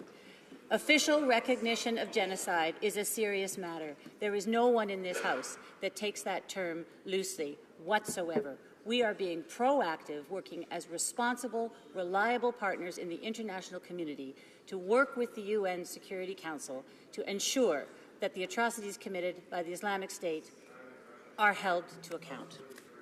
The honourable member for Lévis-Lotbinière. Mr. Speaker, Canada's presence in major NATO initiatives is crucial. Following Russian aggression in Ukraine and its land claims in the Arctic, NATO is calling on all states to come together and respond to any future requests for intervention.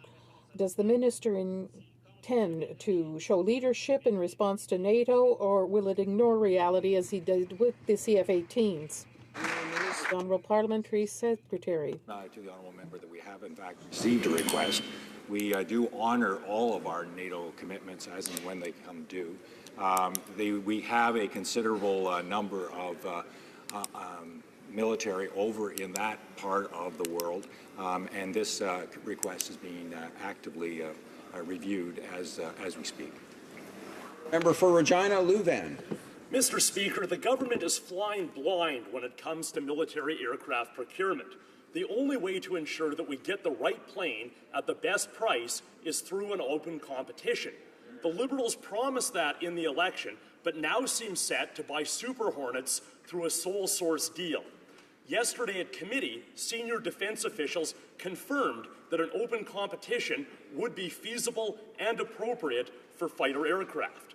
Why hasn't the government started a transparent process to replace the CF-18s? The Parliamentary Secretary to the Minister of National Defence. As the minister has been saying for the entire week, Mr. Speaker, is that we are trying to manage the accountability gap, and no decisions have been made. Therefore, the question is based upon gossip and rumor, and where else the honourable member gets his source of information. So, Mr. Speaker, at this point, no decision has been taken. Honourable member for Nanaimo Ladysmith. 12 years after the Task Force on Pay Equity tabled its final report, Canadian women are still waiting for action. Witnesses who testified to this year's Special Committee on Pay Equity could not have been more clear. Justice delayed is justice denied. Women cannot and should not wait any longer. And this is a matter of justice, equality, and good economic policy. Will the minister commit to tabling proactive pay equity legislation in this House before the end of 2016? The Honourable Minister for the Status of Women. Thank you, Mr. Speaker. Our government believes in gender equality and in eliminating the gender wage gap, and pay equity is one part of that solution.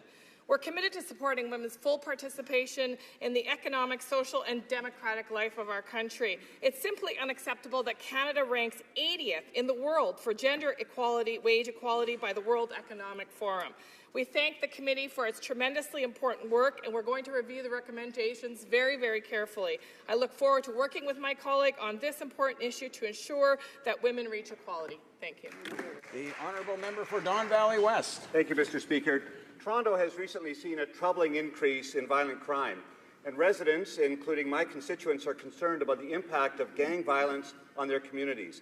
Mayor John Tory has asked the federal and provincial governments for help to end this violence. I'm aware he has spoken recently to the Minister of Public Safety to discuss how all levels of government can work together to address it. Would the Minister please tell the House what he is doing to address the Mayor's concerns? Minister for Public Safety. Mr. Speaker, I thank the member for Don Valley West and our entire GTA caucus for the hard work they're doing to enhance the safety of their communities. Yesterday, I did have the opportunity to have a constructive conversation with Mayor Tory about gang violence and how all levels of government can transcend jurisdictional issues and work together in innovative ways. In addition to enforcement measures and border controls, this government is investing heavily upstream in stronger, healthier communities, more summer jobs, access to education, housing, transit, social infrastructure. This means more opportunity for young people in Toronto and across Canada. Honourable Member for Kamloops, Thompson, Caribou. Mr. Speaker, let's review the Liberals' actual record for Indigenous people. In spite of a ruling from the Human Rights Tribunal, they have put children in jeopardy by not implementing Jordan's Principle. 3 months and friendship centres are still waiting for operating funds, and apparently no interest in resolving long-standing land claims. Now we hear the Northern Manitoba Dene, who are almost at the finish line, are now back at the starting point. Why won't the minister commit to sit down with the Dene and resolve the north of 60 land claim? The Honourable Parliamentary Secretary to the Minister of Indigenous and Northern Affairs. Thank you, Mr. Speaker, and I want to advise the House that we do take the issues around First Nations, Inuit, and Métis communities in this country very seriously. We have made historic investments to right the wrongs and the treatment of Indigenous people in this country. We're going to continue to do so. We know that many children and family services on reserve must be overhauled, and we're working to do that. We know there needs to be more work done around the urban Aboriginal planning with friendship centres, and we're doing that. We know that there needs to be more infrastructure investments in these communities, and yes, we're doing that. The honourable member for Portage Lisgar. Well, Mr. Speaker, the Dene Nation's land claim doesn't even seem to be on the Liberals' radar. They've been working for decades on this land claim, and under our Conservative government, just before the election, we're in the final stages of negotiating a deal. Why under the Liberals has this land claim gone completely backwards? Will the minister commit to meeting personally with the chief negotiator and moving this land claim forward? Good question. Honourable Parliament Secretary to the Minister of Indigenous and Northern Affairs.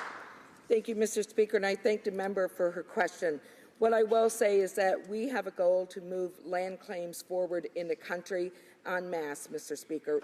Many land claims in this country have been left unsettled for a very long time, leaving Indigenous communities, Mr. Speaker, without the means to be able to manage and move forward in a way that they want to.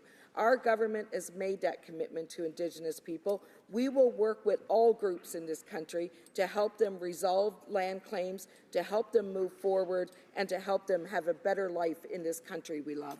The honourable member for Portage Lisgar. Well, unfortunately, Mr. Speaker, not only with First Nations in Manitoba, but the aerospace industry in Manitoba is also being ignored. The provincial legislature has passed a motion opposing the Liberals' C-10, including Liberals from the province. Premier Pallister has raised their concerns about losing jobs in this important industry directly with the Prime Minister. These concerns have been completely ignored. Why hasn't even one of the 7 Liberal MPs from Manitoba stood up for the aerospace industry in our province? The Honourable Parliamentary Secretary to the Minister of Transport. Thank you very much, Mr. Speaker, and thank you for the question from the honourable member. Our government is focused on growing the economy and creating jobs across the country. The Government of Manitoba and Air Canada signed an agreement to cease their legal action in return for at least 150 good quality aerospace jobs. This is an excellent start, but certainly not the end. We need to bring net new aerospace jobs to Winnipeg in the long run and remain committed to working with Manitobans to do just that. Thank you very much, Mr. Speaker. The honourable member for Mégantic-L'Érable. Mr. Speaker, this agreement is not signed. Bill C-10 was tabled in the Senate at second reading this week on behalf of the Liberal government by independent Senator André Platt, who was recently appointed by the Prime Minister. The government intentionally misled the senator, who declared in the Red Chamber that the Manitoba government has an agreement with Air Canada that justifies the rapid passage of C-10. The Transport Minister's stubbornness is endangering hundreds of jobs in Manitoba and in Quebec. So out of respect for all parliamentarians and senators, when will the Minister of Transport open his eyes, do the right thing, and acknowledge that he got it wrong with C-10? Honourable Parliamentary Secretary to the Minister of Transport. Thank you, Mr. Speaker, and thank you to the honourable member for that question. Our government remains committed to modernising the Air Canada Public Participation Act. The announcement of Air Canada's intention to discontinue the litigation involving Quebec and Manitoba creates an opportunity to modernise the Act, and this would continue to reinforce our expectation that Air Canada has aircraft maintenance undertaken in Quebec, Manitoba, and Ontario. Thank you, Mr. Speaker. The honourable member for Abitibi Bay James Nunavik. Mr. Speaker, last month in New York, the Liberals promised to fully implement and adopt the UN Declaration on the Rights of Indigenous Peoples. The TRC's Call to Action 43 calls on the governments to do the same. Here's the good news, Mr. Speaker. Bill C-262 will implement both that promise and that call to action. So the question becomes very simple, Mr. Speaker. Will the Liberals support my bill, or will that become just another broken promise? The Honourable Parliamentary Secretary to the Minister of Indigenous and Northern Affairs. Thank you, Mr. Speaker. I thank the member for his question, and I certainly thank him for all the work that he has done around the United Nations Declaration on the Rights of Indigenous People. We are committed, Mr. Speaker, to the United Nations Declaration. This is why we have changed our official position at the UN. It is why our minister has presented a new case for Canada and has offered our full support. We also realize, Mr. Speaker, in our broader commitment to Indigenous people in this country, that we want to advance reconciliation. We want to do so in collaboration and in working together with Indigenous people. Therefore, consultation is always a requirement. The honourable member for Vancouver East. The government spent over $2.3 million to renovate Canadian military bases to serve as temporary lodgings for Syrian refugees, but they were never used because at the last minute, the government changed course and decided to house the refugees in hotels at the cost of over $14 million. Those renovated military bases are now sitting empty. Will this government at least salvage something good from this wasteful mismanagement and use the renovated military bases as temporary shelters for the homeless? The Honourable Minister for Citizenship. Speaker, I thank the honourable member for her question, but I'm afraid she's missing the forest for the trees. Because the good news is the fact that we did not use those military bases, they were set up as a contingency. The fact that we did not need them meant that the government saved tens of millions of dollars, and we spent, let me see, I need my glasses. We were scheduled to spend $319 million, but we actually spent $136 million less than was predicted. So we saved a lot of money. The honourable member for Edmonton Riverbend. Thank you, Mr. Speaker. I'll attempt to do this without my glasses. Mr. Speaker, this week the Alberta NDP government unleashed their carbon tax, and the Liberal carbon tax is right around the corner. These job-killing carbon taxes will make it harder for the middle class to afford to heat their homes, food for their tables, and sports for their kids. When will the Liberals start letting Canadians keep more money in their pockets and stop threatening hardworking families with yet another carbon tax? The Honourable Minister of the Environment and Climate Change. Thank you, Mr. Speaker. Unlike the party opposite, we understand that the environment and the economy go together. I was very pleased to be in Paris at the Climate Change Conference with opposition members, with Indigenous leaders, with business, with youth, with NGOs working together. We understand that putting a price on carbon is pricing pollution. It makes great economic sense. It was endorsed by the Mining Association of Canada as the most efficient way to reduce emissions and foster innovation. We are going to take steps to tackle climate change for the future of our country and for the next generation. Member for Prince George, Peace River, Northern Rockies. Thank you, Mr. Speaker. It's no secret that the Liberals are already spending their way well into a huge deficit. At the same time, many Canadian families that rely on natural resource jobs struggle to make ends meet. Most in my riding are patiently waiting for a positive decision by the Liberals on Pacific Northwest LNG, a decision that would address the growing Liberal deficit by providing billions in revenue. Why do the Liberals continue to delay a project that will be good for jobs, good for the environment, and good for our economy? The Honourable Minister of the Environment and Climate Change. Thank you, Mr. Speaker. I'd like to thank the member opposite for the question.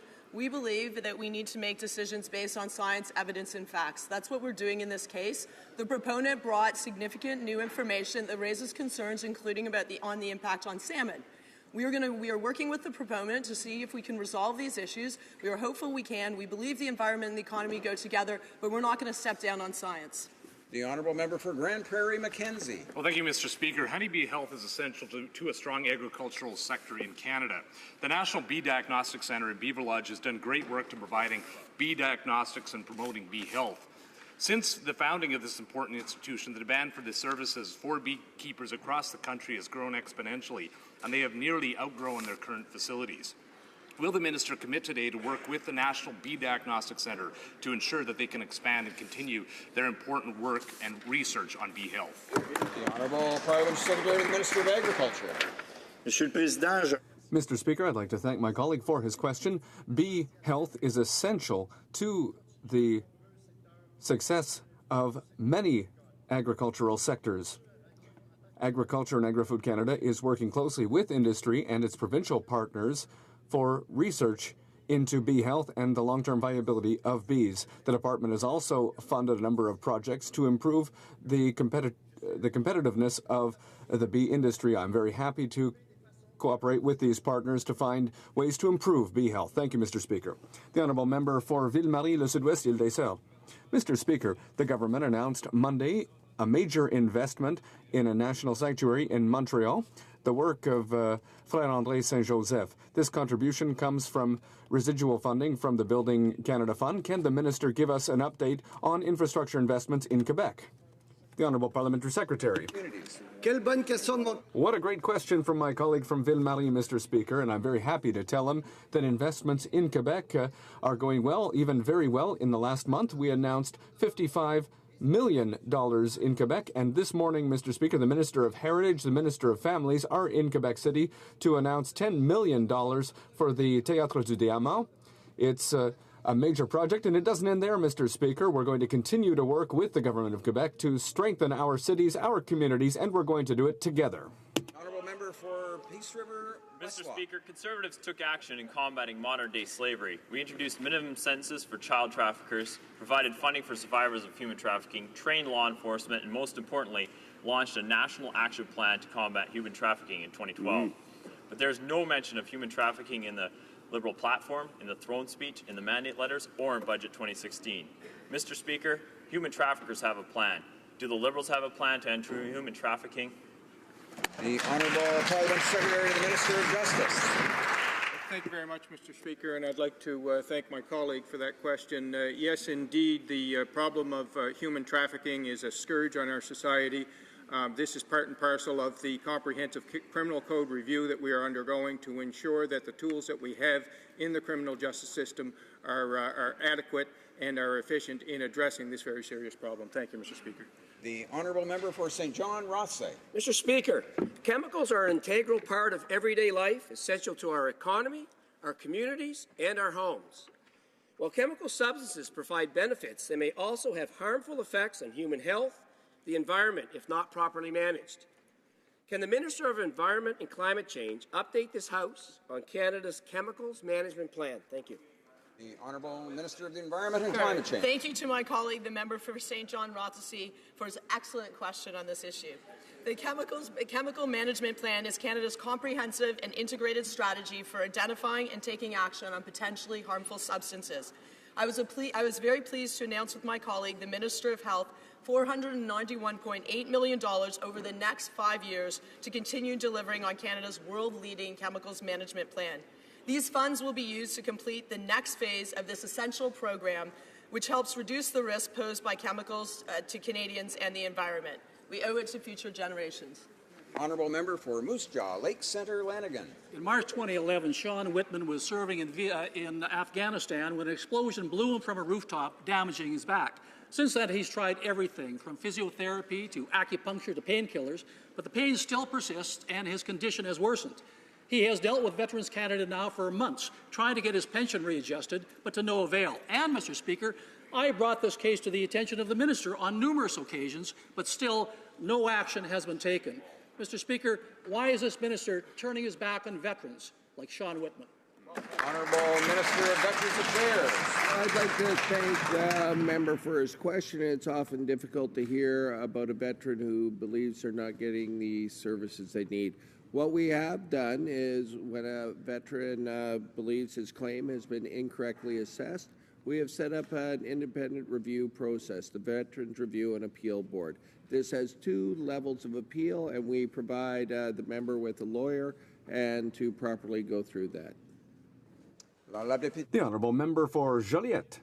Mr. Speaker, according to the Prime Minister, Canada is not a banana republic. Well, we'll see. Take diafiltered milk as an example. A U.S. Commerce Department spokesperson has said, quote, "We have clearly told the Canadian government that we expect that they will do nothing to interrupt current dairy product imports." Funnily enough, that's exactly what the government's doing. Nothing at all. They're letting the issue drag on just to keep the Americans happy, and yet the fix is very simple. So what's the real name of your country, Canada or Santa Banana? Secretary Parliamentary. The Honourable Parliamentary Secretary to the Minister of Agriculture. Mr. Speaker, I'd like to thank my colleague This government is the government that put supply management in place, and this government will continue to defend it. As we promised in recent weeks, we have listened and consulted with all of the industry to develop a long-term strategy. Mr. Speaker, thank you.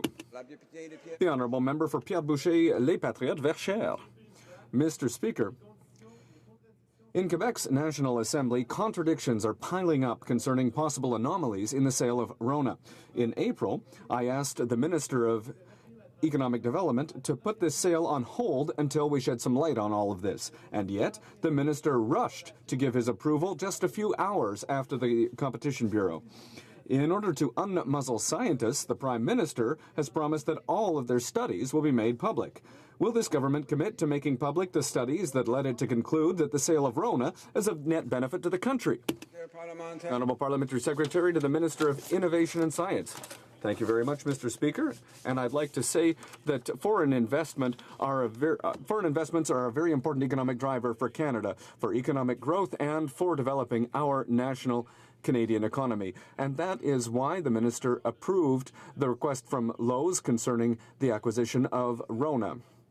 Lowe's has taken clear commitments to Canada. These are legal obligations, Mr. Speaker. Legal obligations, including keeping headquarters for Canadian operations in Boucherville, maintaining an important role of Canadians in the company's upper management, and maintaining a high level of jobs in Canadian businesses, Mr. Speaker. This is a good transaction.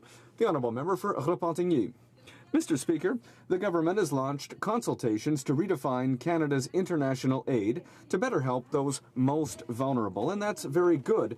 But if we really want to help those who are most vulnerable, we can't be part of the problem. Canadian mining companies often act barbarically in other countries. On May 6, 2009, this House voted in favor of a Liberal motion that called for the creation of an independent ombudsman position to study the actions of mining companies in developing countries. When will the government create this ombudsman position? When will that be a priority? The Honourable Parliamentary Secretary. Thank you, Mr. Speaker. And I'd like to thank my honourable colleague for her question. This is a very important question because this is a very important issue for us. The minister is undertaking consultations with her colleagues in other countries, particularly our colleagues in Peru, Chile, and Mexico, to talk in a positive way about Canadian mining companies. And we have met with the Corporate Social Responsibility Commissioner to see how we can strengthen that role. Thank you, Mr. Speaker. That concludes question period for today. I have the honor to inform the House that a message has been received from the Senate informing this House that the Senate has passed the following bill, to which the concurrence of this House is desired. Bill S-1001, an act to authorize La Capitale Financial Security Insurance Company to apply to be continued as a body corporate under the laws of the province of Quebec. Ce projet de loi est réputé le... This bill is deemed to have been read a first time, and second reading is fixed for the next sitting of the House. Tabling of documents. Dépôt de documents. The Honourable Parliamentary Secretary to the Government House Leader. Thank you, Mr. Speaker. Pursuant to Standing Order 36, Bracket 8, I have the honour to table in both official languages the government's response to 13 petitions, Mr. Speaker.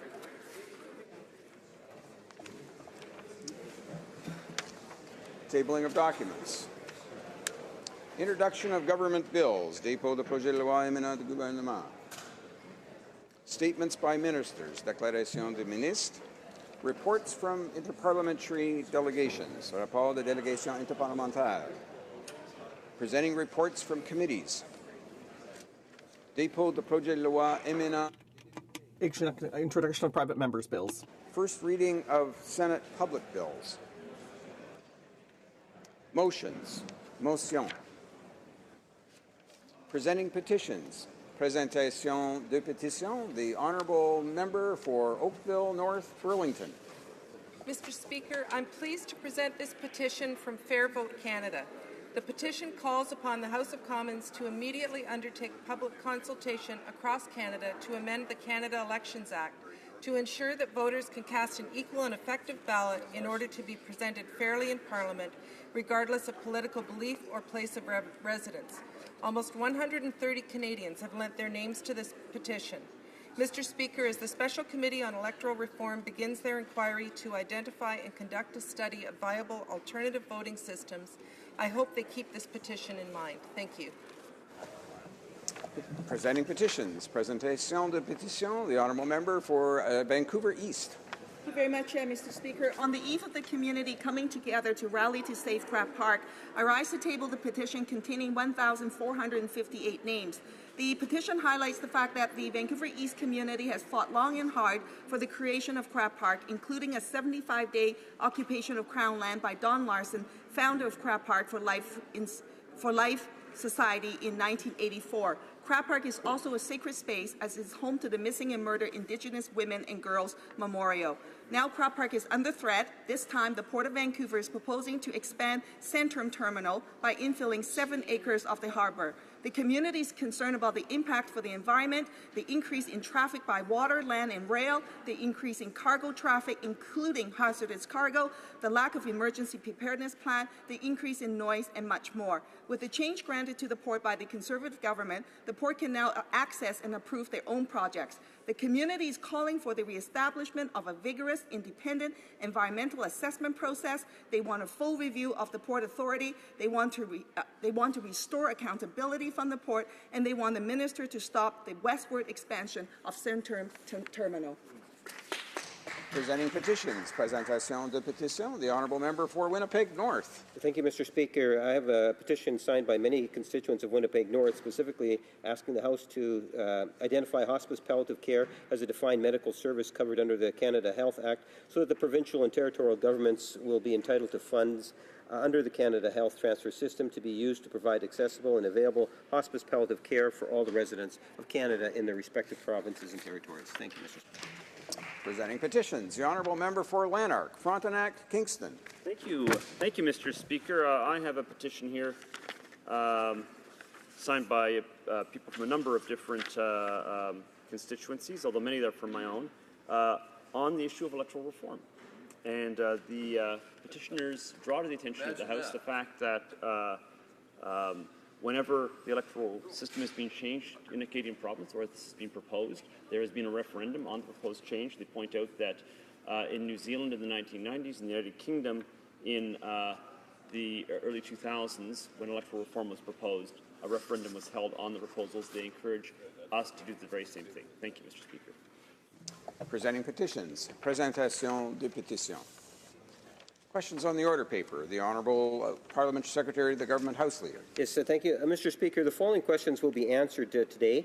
Question dash 123, question 129, question 131, or I should say that's 129 to question 131, question 138, question 144, question 146, question 151, question 158, question 163, question 170, question 173, question 173 to question 175, question 177, and question 180. And furthermore, if I may add, Mr. Speaker, if questions number 126 and 127 and question 140 could be made orders for return, these returns would be tabled immediately. Is it the pleasure of the House that the aforementioned questions be made orders for return and be tabled immediately? Yes? Agreed? Agreed and so ordered. And the Honourable Parliamentary Secretary to the Government House Leader. Yes, and finally, Mr. Speaker, I would ask that all remaining questions be allowed to stand at this time. And is that also agreed? Agreed? Agreed and so ordered. And I see the Honourable Parliamentary Secretary to the Government House Leader rising on a point of order. On a point of order, Mr. Speaker, just to very quickly respond to the Leader of the Green Party's question of privilege. I rise to respond to the question of privilege raised by the member from Saanich Gulf Islands on June 6, 2016, respecting her ability to participate in the committee proceedings relating to government bills. The member alleges that the motions adopted in the committee have impeded her ability to fully represent her constituents and to fully do her job. In her intervention, the member acknowledges that committees of the House have adopted motions to allow independent members to move amendments to government bills.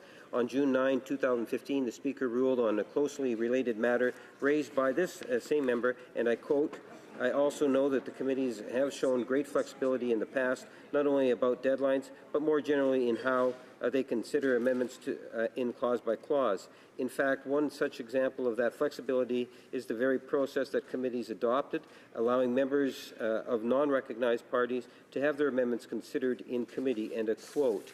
Moreover, on May 6, 2014, the Speaker ruled on a point of order raised by the same member about her ability to move amendments and to speak to them in committee. The Speaker ruled, and I quote, "It is evident that the committee chose to handle its consideration of the bill in a particular way. A motion setting out the process to be followed was proposed, debated, and ultimately agreed to. Such decisions are the exclusive responsibility of the committee. I do not believe that it is for the chair to second-guess how committee choose to manage their business," end of quote. Mr. Speaker, these rulings speak directly to the matter raised by the member from Sandwich Gulf Islands. I support the member's right to air her grievances in the House. However, I do not support or agree with her assertion that by having committees adopt a process to allow and include members from non-recognized parties in the amendment of government bills, this somehow interferes with her ability to discharge her parliamentary functions. I suggest it accomplishes the opposite, Mr. Speaker. The precedents are clear on this issue, and therefore I submit that this matter does not meet the test for prima facie question of privilege. Thank you, Mr. Speaker. Well, I thank the Honourable Parliamentary Secretary for his additional comments on the question of privilege. Orders of the day. Ordre du jour. Government orders, government bills, comments. Resuming debate at third reading stage of Bill C-15, Budget Implementation Act 2016. When the House last took up the question, the Honourable Member for Sarnia-Lambton had 5 minutes remaining, the period, in fact, for the questions and comments on her earlier remarks. So we'll go to that now. Questions and comments. The Honourable Member for Laurentides-Labelle. Thank you, Mr. Speaker. I just had a couple of quick questions for the members. Excellent discussion of sandwiches and culinary arts, I suppose. The member gave, we're fortunate that the Blues are already out for her speech. This is a very rare privilege that she gave 5 thumbs up and 5 thumbs down on the budget. And on balance, I'd say that the member should be supporting the budget in principle in that case. I'm just wondering if she could comment a little bit more on those 5 thumbs up and how wonderful it is for the future of our country. Thank you, Mr. Speaker. Sarnia-Lambton. Thank you, Mr. Speaker, and thank you to the member for that question. Certainly, I want to give a real big thumbs up. Minister of Science and myself worked very hard to come with a science strategy that is very good for Canada, that emphasizes the good things that were in place under the previous government and brings alongside additional fundamental research that's very focused where Canada can lead, addresses issues where we're weak in commercializing, and so definitely I can spend the whole 5 minutes saying good things about that. However, the reason I can't support this budget is the fiscal irresponsibility of this government. You know, saying that you're going to hold the deficit to $10 billion and then going to 30 and then going to 113 and never balancing it again. This is so unwise. It leaves us in a position where forever we'll be paying $10 billion of interest just on the debt that we've ensued. And so that's a legacy for future generations that I certainly wouldn't want to saddle them with. And if it was going to create jobs, which was, I think, the whole point, that would be a different discussion. However, changing the unemployment rate 0.3% is sad in the extreme for $113 billion. Thank you. Questions and comments. The Honourable Member for Timmins, James Bay. Thank you, Mr. Speaker. My region is resource-based. We're in a resource-based economy, and all the royalties go to Queen's Park or they go to Ottawa. So we have to rely on coming to the government and asking for economic development projects as though we're somehow begging them. And yet we look at FedNor, which plays a crucial role in doing economic diversification, in creating jobs, in creating a sustainable time through the boom times and the bust times. And yet we see with this government, there's no commitment to moving forward with FedNor. They will not make it a standalone agency so it can do its job. I want to ask my honourable colleague what she thinks about a government vision that continually ignores regional development in other areas of the country. For Sarnia-Lambton. Thank you, Mr. Speaker, and thank you to the member for that great question.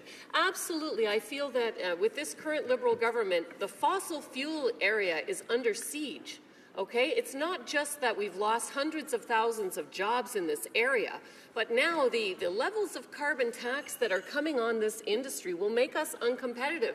And we need to keep in mind, first of all, that if we want to be fact and evidence-based, which this government is always saying they want to do, our whole footprint in Canada is 2% of the global footprint. We can eliminate our whole footprint and it won't matter to the temperature in the world. We will continue to have all the same problems. That's not to say we shouldn't do something. We have great carbon emission reductions technologies. We need to be leveraging those, and we need to be putting things in place in concert with our neighbors. So as the U.S. starts to move into an area where perhaps they will do carbon pricing, then we should look at it. But when we put it in place here, it actually drives the jobs outside of Canada and drives the carbon footprint elsewhere. It really does not help the situation. And so I share the members' concern that the whole fossil fuel natural resource sector is really under siege in this government, and I will continue to aggressively speak out against any move to further hurt them. Questions and comments? Question commentaire? The honourable member for St. John Rothsay. Thank you, Mr. Speaker, and thank you to my colleague at the opposite for her great speech. I do want to ask her, though, and I do appreciate the comparison with the sandwich with, good news and some tough stuff in the middle, but I do want to talk to her and ask her some questions about the party opposite's philosophy with respect to the UCCB and compare that to our party's Canada Child Benefit, who, we want to be progressive with that. We want to give money to those families that need it the most, as opposed to the UCCB that was basically one price for everybody. And I just wondered if the member opposite could comment on the Canada Child Benefit and if she thinks that should also be included in the good things in this budget. Thank you, Mr. Speaker. Member for Sarnia-Lambton. Well, Mr. Speaker, I thank the member for that question. And as someone who was a youth leader for over 30 years and a camp director, anytime we're doing something good for children, I'm happy about it.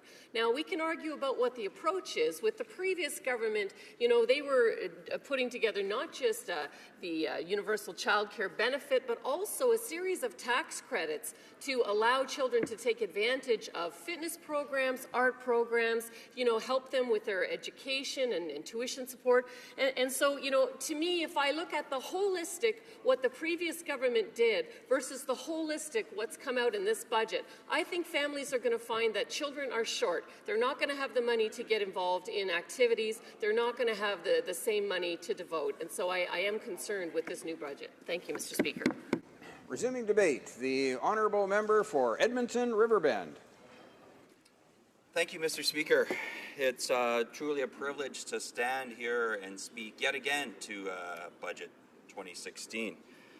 Where to begin, though, is the question I have in front of me, because quite frankly, there's been some changes since the last time I stood and spoke here to the budget. The biggest change centers around the impact that the budget has on Edmonton. When I stood here months ago and talked about the budget and EI and the impact that would have on Edmonton families, it was largely an area that was forgotten by this Prime Minister, forgotten by these ministers. So we became extremely critical. We stood up for Edmonton. We stood up and we fought hard for Edmonton. We fought hard for the EI changes. A number of my colleagues here in the House, Edmonton West, a colleague from Edmonton Griesbach, a colleague from Edmonton St. Albert, we all fought hard for Edmonton. We heard yet nothing from the Liberal members. We heard nothing from the member from Edmonton Mill Woods. We heard nothing from the member of Edmonton Centre. We were actually joined by the Alberta NDP, who also came, which was a strange moment in our political history to have the NDP also fighting for these changes.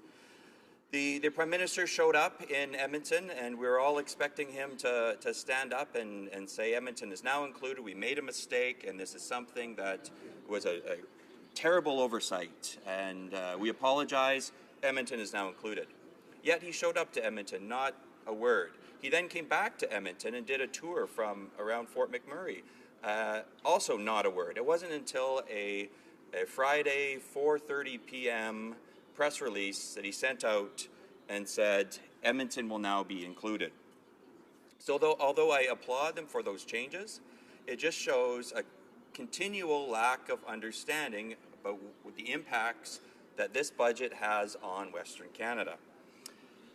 Now, the government likes to stand up and trump that they have a mandate to govern because on October 19, 2015, they won the election. They don't say the percentage they won the election.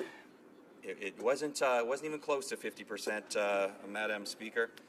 However, also during the election, a number of promises that they made to my constituents, to Canadians, were that they were going to go and ensure that this was just going to be a $10 billion deficit. Don't worry, we got this, they said. We understand that we have to go into deficit, but we're not going to go into, we're not going to balance the budget this time because we're going to go into deficit. That was something that a number of Canadians said, okay, well, if that's the way you're doing it, we'll consider voting for you. They may not cast their vote just on that pure fact alone. However, Madam Speaker, the deficit is now $29.4 billion. This is a drastic change from where it was on the campaign trail. We all did debates. I sat there with the Liberal candidate, and he trumped this, that this was going to be something that the Liberals had right. $10 billion, that's it. Not to worry, we'll balance the budget eventually, but this is all it's going to be. Then, to the shock and dismay, I remember sitting in the chamber on budget day, reading the $29.4 billion deficit. I can't fathom how a number of members on the opposite side can now face those same constituents. They went and knocked on their doors. They went to community town halls. They went in and amongst businesses and said, this is something we're going to campaign for.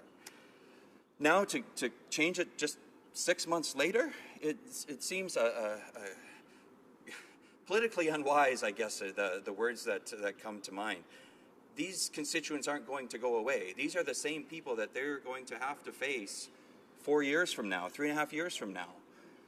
And these people are going to remember things like this. They're going to remember that this was a deficit that they promised was going to be small, was going to be something they're going to take care of.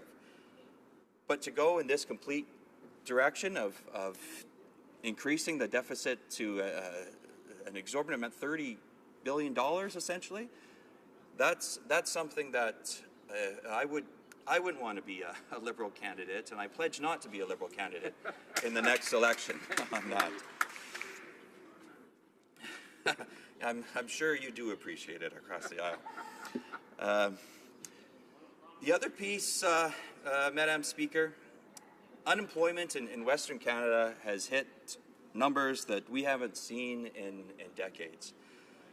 My hope for this budget, and truly was hopeful in a lot of the conversations I was having with a number of Liberal MPs, Liberal cabinet ministers, was that there's going to be a jobs plan to get these people back to work. Well, spoiler alert, it didn't happen. However, Madam Speaker, this was something that not only was a broken promise yet again, but it's something that we drastically need. Politics aside, we need something to spur the economy. We need growth in Western Canada. We have continual policies, announcements that are doing nothing but hurting the growth in Western Canada. This government's position on the pipeline, on carbon taxes, does nothing but drive away the businesses within Western Canada. Fort McMurray just went through an incredible natural disaster that will have impact on the sector for decades. However, Madam, Mr. Speaker, they yet to see any movement from this Liberal government to support the area. We had the Prime Minister fly in on his fancy jet, and he toured around the area, head down, shaking his head at the dismay, and appreciate he finally got there. It took him a couple of weeks, but he finally got there. But yet there's no plan on how we're going to continue to encourage growth in Fort McMurray.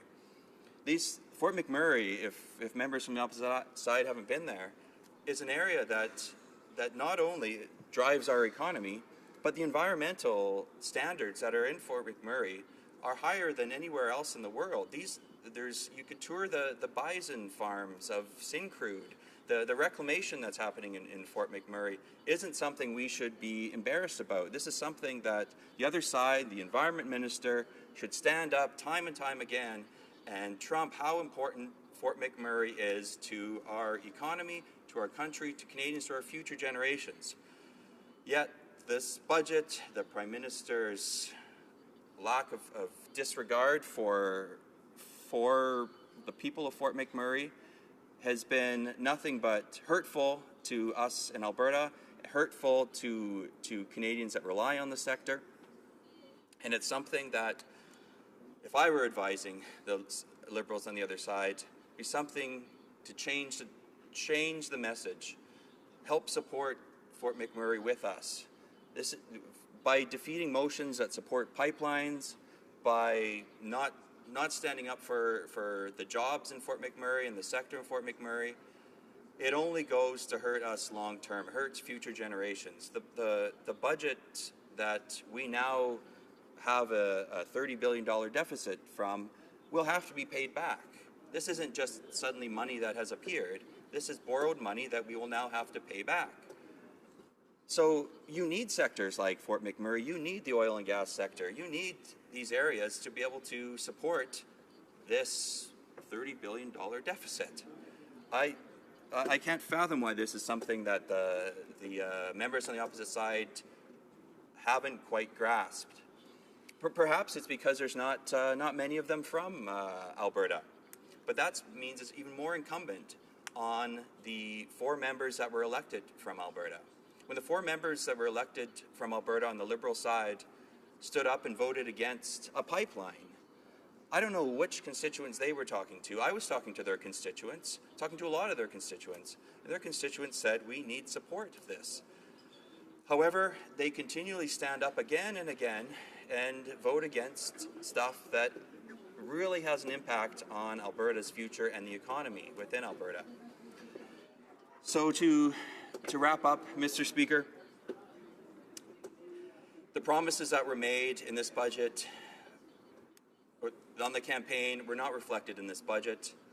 The promises that the Liberal members, at least from Alberta, made on their campaign trails were certainly not reflected in this budget. This budget is certainly something that I don't intend to support, and it's something that each member of the Liberal Party, especially the members from Alberta, should be embarrassed to campaign in the next election. Thank you, Mr. Speaker. Questions and comments. The Honourable Parliamentary Secretary to the Government House Leader. Yes, thank you, Mr. Speaker. I disagree with the member's assertions, and a number of the assertions. I believe that Albertans know that this particular Prime Minister truly cares about what's taking place in Alberta. This is a government that's actually put into process the ability to see pipelines into the future get done, something that the former government failed at doing. The former Conservative government did not get 1 inch of pipeline built in over 10 years to tide waters.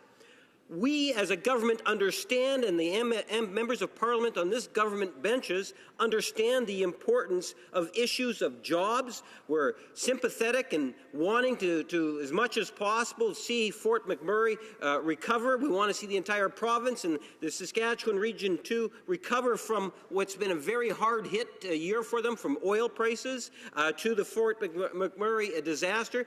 Albertans know that this government and this Prime Minister are there for them and will continue to be there, and will be led by our backbenchers. The question I have for the member specifically is, why does he believe that his Conservative Party today is going to be voting against the middle-class tax breaks that is going to benefit many of the individuals in the province of Alberta, whether they're farmers or many other occupations? The Honourable Member for Edmonton Riverbend. Thank you, Mr. Speaker.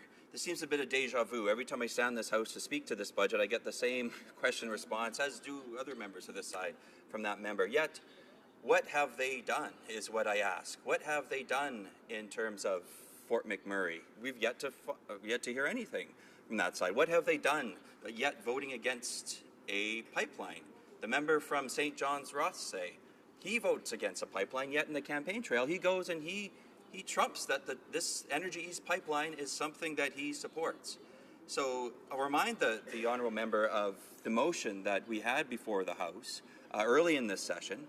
It explicitly asked for support of the Energy East pipeline. Didn't say we're there to approve it, it asked for the support. And that's something that every Alberta member on the Liberal side voted against, and they should be ashamed that they voted against that. Thank you, Mr. Speaker. Questions or comments? The honourable member for Edmonton West. Speaker, I'd like to thank my colleague from Edmonton Riverbend for his wonderful speech.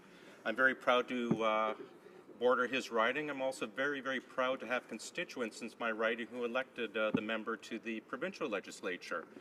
I have to agree with my colleague here about the disappointing performance of the Liberal colleagues from Alberta. We've seen the Edmonton Centre Liberal stand up and say 35% increase in EI or unemployment in Edmonton is not dramatic enough. We saw the member from Calgary Centre tell 100,000 unemployed that it's refreshing to be unemployed and it's refreshing actions to vote against Energy's pipeline.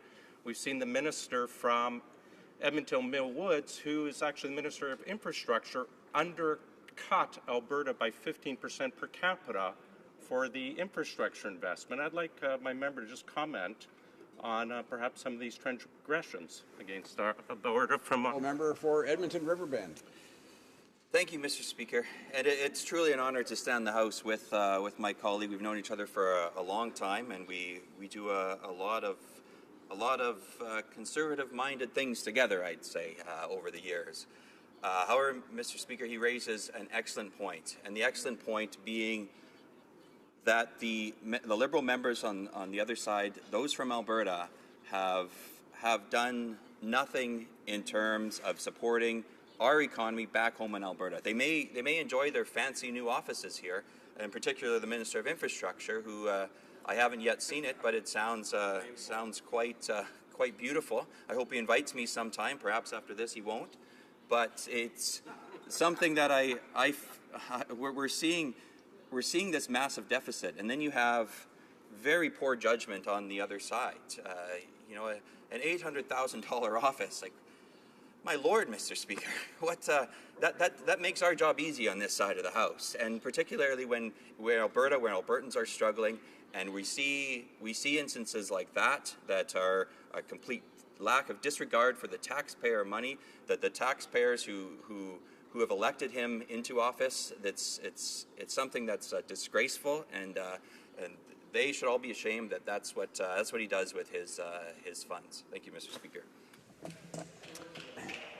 So, resuming debate, the Honourable Parliamentary Secretary for Science. Thank you, Mr. Speaker. I will be splitting my time with the member for Thunder Bay Superior North.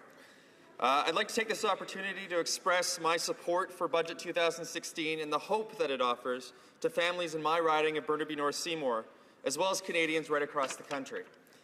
This budget reflects an unprecedented dialogue that happened in our communities over the previous 2 years. Even before the start of the last election, the Liberal platform had already been shaped by millions of discussions held in coffee shops, community centres, and the doorsteps of our constituents from coast to coast to coast. Canadians understood that after weathering 2 recessions, a youth unemployment rate of 13.1%, and the slowest economic growth our country has seen in 80 years, it was time to make a change. Canadians asked for a government that would work to restore hope and to reward hard work. With this budget, we present Canadians with an ambitious plan for the future and for a strong and empowered middle class. I started my own dialogue with the good people of Burnaby and North Vancouver when I started my door-knocking campaign in March of 2014. From these conversations, I learned that Canadians overwhelmingly believe in fairness and that the benefits of a strong and growing economy should be accessible to all Canadians who work hard to make it happen. And now, almost 27 months after starting these conversations, Budget 2016 delivers on these core Canadian values by giving more help to those who need it and less to those who don't. Our first action as a new government was to pass a progressive middle-class tax cut that reduced taxes for middle-income earners by 7%. This budget provides further help by enacting the new Canada Child Benefit. Taken together, these two measures will put more money in the hands of more than 9 out of 10 families in Burnaby and North Vancouver. This is good news, Mr. Speaker, because Canada is stronger when families have the resources to build wealth and invest in their future. Investing in the future is a strong theme throughout the budget and is demonstrated by the government's historic investments in both infrastructure and an ambitious innovation agenda. This includes billions of dollars for public transit, transportation infrastructure, and green infrastructure, Mr. Speaker, projects that will not only stimulate growth and create jobs today, but will make Canadians more productive and help build a higher quality of life for tomorrow. These investments will also complement our continued dialogue and leadership on carbon pricing, an essential tool to help Canada move towards a more sustainable energy future. In British Columbia, we've already seen how a revenue-neutral carbon pricing plan can help to balance our need to both grow our economy and protect the environment. In the long term, Mr. Speaker, our environment is not just something that needs to be protected. It is an economic driver and a source of competitive advantage. This is an important point because this budget is not just about improving the lives of Canadians today. It is about making decisions that will benefit Canadians 25, 50, and 100 years into the future.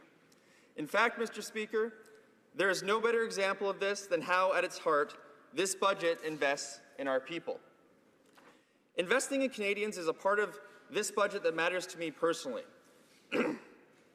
I grew up in a working-class family where going to college or university was not expected and was never even discussed at the dinner table. My father was a janitor, my mother was a stay-at-home mom. But despite little resources, I never felt poor. I knew from a very young age that if I worked hard enough, I could have the same opportunities as everyone else, and I could build a better future for myself and for my family. The only reason that I am here today in this House with the great honor and privilege to represent the good citizens of Burnaby and North Vancouver is because I grew up in a country that invested in families like mine. Now it is our duty to make sure that our kids and our grandkids have the same opportunities to succeed. As the Prime Minister has rightly noted, young Canadians aren't just the leaders of tomorrow, they are the leaders of today. And I am inspired by the level of political and community involvement I see when I visit the schools in my riding. Students from Alpha Secondary, Burnaby North, Westridge Elementary, and Seacoast Secondary are hopeful of their future and want to help in the effort to build stronger communities and pathways to success, both for themselves but also for future generations. Budget 2016 helps in this effort by making post-secondary education more affordable for students and providing critical opportunities for young Canadians to gain valuable work experience. Across the country, more young people than ever before, over 77,000, will receive work experience through the expanded Canada Summer Jobs Program. In my riding, nearly 250 students will be going to work this summer as a result of this program.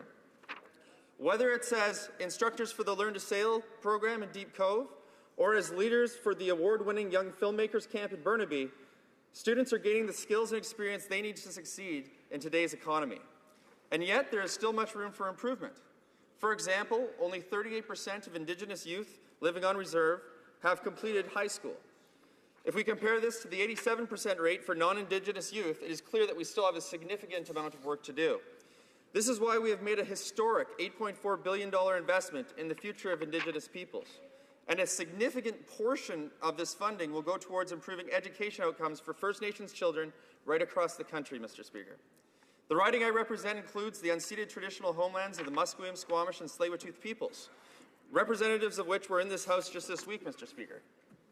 In meetings that I've had with Chief Maureen Thomas of the Tsleil-Waututh Nation and others, I am impressed by their leadership that they have shown on issues like education, economic development, and the environment. For instance, the nation's daycare centre not only provides a valuable service to the community, but is expected to run almost entirely on solar power. It is a great example of how advancements in technology and science can help Canada meet its economic goals while building a more sustainable future. It's no secret that science and innovation are drivers of inclusive and sustainable growth.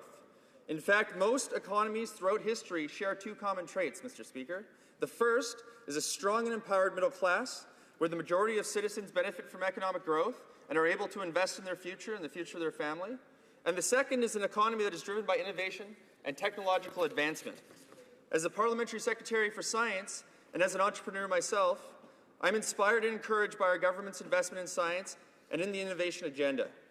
A further $95 million investment in the National Granting Councils will help Canada restore its leadership in scientific discovery and research, Mr. Speaker. Through the Post-Secondary Education Strategic Investment Fund, we will invest a further $2 billion in our nation's research facilities, alongside a further $800 million investment in incubators and accelerators. This funding will attract the best and brightest to Canada by offering access to cutting-edge tools, equipment, and facilities. It will also allow us to leverage our significant investment in research and development to ensure that we commercialize new technologies and nurture the development of new high-growth and high-impact enterprises. As an educator and now as an elected official, I believe we have a moral obligation, Mr. Speaker, to arm our young people with the tools of entrepreneurship and innovation. It is an investment that is required to ensure Canada's leadership in the global economy. In our riding, we are lucky to have a university that is quickly establishing itself as a global leader in this field. Not only has Simon Fraser University been recognized as Canada's finest comprehensive university for several years now, it has adopted a bold action plan to embed innovation into all aspects of the university, known as SFU Innovates. The university-wide initiative will ensure that all faculty and students, from mathematicians to anthropologists, will have access to the critical skills of innovation and entrepreneurship, skills that will leverage many of the investments that are being made in this budget. As a new MP, I've also been trying to find ways that we can innovate within Parliament so we can better serve our constituents. I started by saying how proud I was that this budget was created by engaging with Canadians. We need to make sure that we continue to do this, Mr. Speaker.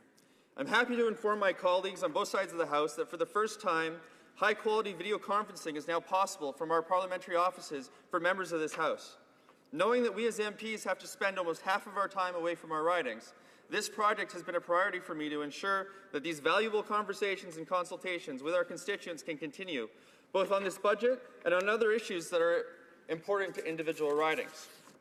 For example, I've been holding ongoing consultations with constituents regarding the proposed expansion of the Trans Mountain Pipeline. As the MP for Burnaby North Seymour, I am committed to representing the voices of my constituents on this important issue. As the newly appointed ministerial panel begins to meet, we will be able to complement our community forums, meetings, and doorstep conversations with digital conversations and town halls. I remember my wife, Ravi, and I reflecting on the last election, having had 18 all-candidates debates and almost 2 years of door-knocking, that a common theme was that Canadians were feeling hopeful again and were excited to work hard to secure their futures. Overwhelmingly, people told me that they wanted a government that was going to invest, not just to better our lives today, but for future generations. This budget is about investing in all of us, Mr. Speaker, in our future, in Canada's future, and in our place in the world. It is for these reasons that I stand here to support Budget 2016. Thank you very much, Mr. Speaker. Questions and comments. The honourable member for Elgin, Middlesex, London. Thank you very much for the speech, and I too am a huge advocate for the Canada Summer Jobs Program. I myself, as a parent, believe that it's very important to have those abilities for students to have jobs so that they have transferable skills, whether it's going from serving in a restaurant to what they can do further on in life. All of those customer service skills and other skills are true assets, so I do agree with that. But unfortunately, I'm going to speak more about what happened in my riding. We see with Canada Summer Jobs, the number has gone up to over about $700,000. I also see that some of our, when I'm looking at other ridings too, that some small businesses received $70,000 in grant money for students. Now, I will advocate all the time when it's necessary for students to have these transferable skills, but I'm wondering what the member across thinks when we see a private industry receive $70,000 and how that company is going to compete with another company. Is it in the best interest to make sure that we have great jobs for students that are going to continue, or is it in great interest to give $70,000 to one company and make it so that it's non-competitive, it's over-competitive with other company? Thank you. The Honourable Parliamentary Secretary for Science.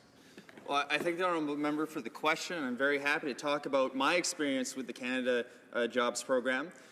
This is one of the few programs in Canada, Mr. Speaker, where members of Parliament actually have a say in what goes on and who actually gets that money in that program. So it became aware to me when I was going through the list of private organizations, non-profit organizations that were applying to this, that it might have been a while since they had heard from their member of Parliament. So not only did I go through the whole list to look at everybody that was using the program or asking for funds when I made my selections, but afterwards, after we made the selections and informed the recipients, we actually called every single one and invited them to share with us how they were planning on using their students and what kind of experience that they were going to provide. In fact, I can tell you that the Parliamentary Secretary for the Minister of Youth is also actually planning to invite all of the students in their program to come to a barbecue so that they can share their experiences and talk about the different skills that they are learning in the field. The fact is that we had a 13.1% youth unemployment rate, Mr. Speaker, and we need to make sure that we invest in our young people and make sure they get the skills that they need. Questions and comments? The Honourable Member for Vancouver East. Thank you very much, Mr. Speaker, and I thank the member from Burnaby North Seymour for his comments. He spoke about young people. He's talked about the Aboriginal community's economic generation. He talked about the future of Canada. And during the campaign, the member actually made a commitment to his constituents that there would be a renewed Kinder Morgan process under a new environmental assessment process.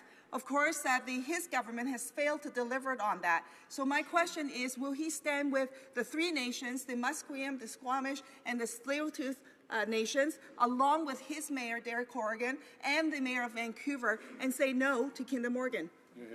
Honourable Parliament Secretary for Science. I would like to thank the Honourable Member for Vancouver East for that question. My neighbour back in British Columbia, Mr. Speaker. During the last election, I made a very specific promise. A promise to make sure that the National Energy Board process was going to be redone to make sure that it was fair, objective, and based on science. And that is exactly the process that Natural Resources Canada is undertaking presently, Mr. Speaker, over the next 2-year period. In the interim, we have a transitory process that is being used for existing pipeline projects like Kinder Morgan and like the Energy East pipeline. Now, I have encouraged through town halls and future town halls in my riding all members of my community on both sides of this issue to engage with myself, to engage with this new panel, and make sure that their voices and their concerns are heard so that their opinions and their thoughts and their feelings on this matter can be shared with this government before it makes its decision. Thank you, Mr. Speaker. We have time for one more short question and response. Questions and comments. The Honourable Member for St. John Rothsay. Just a brief question. Thank you, Mr. Speaker. Mr. Speaker, I want to thank my colleague for his great speech on our budget.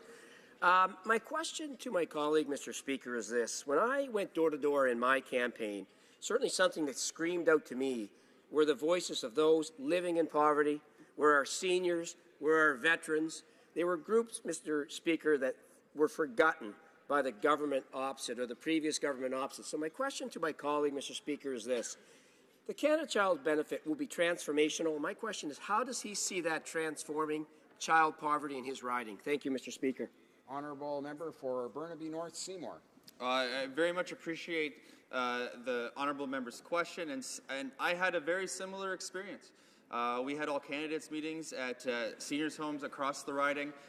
We had issues that arose from various veterans groups. In fact, every issue that was just described in that question was mirrored in similar questions that were brought up in my riding of Burnaby North Seymour.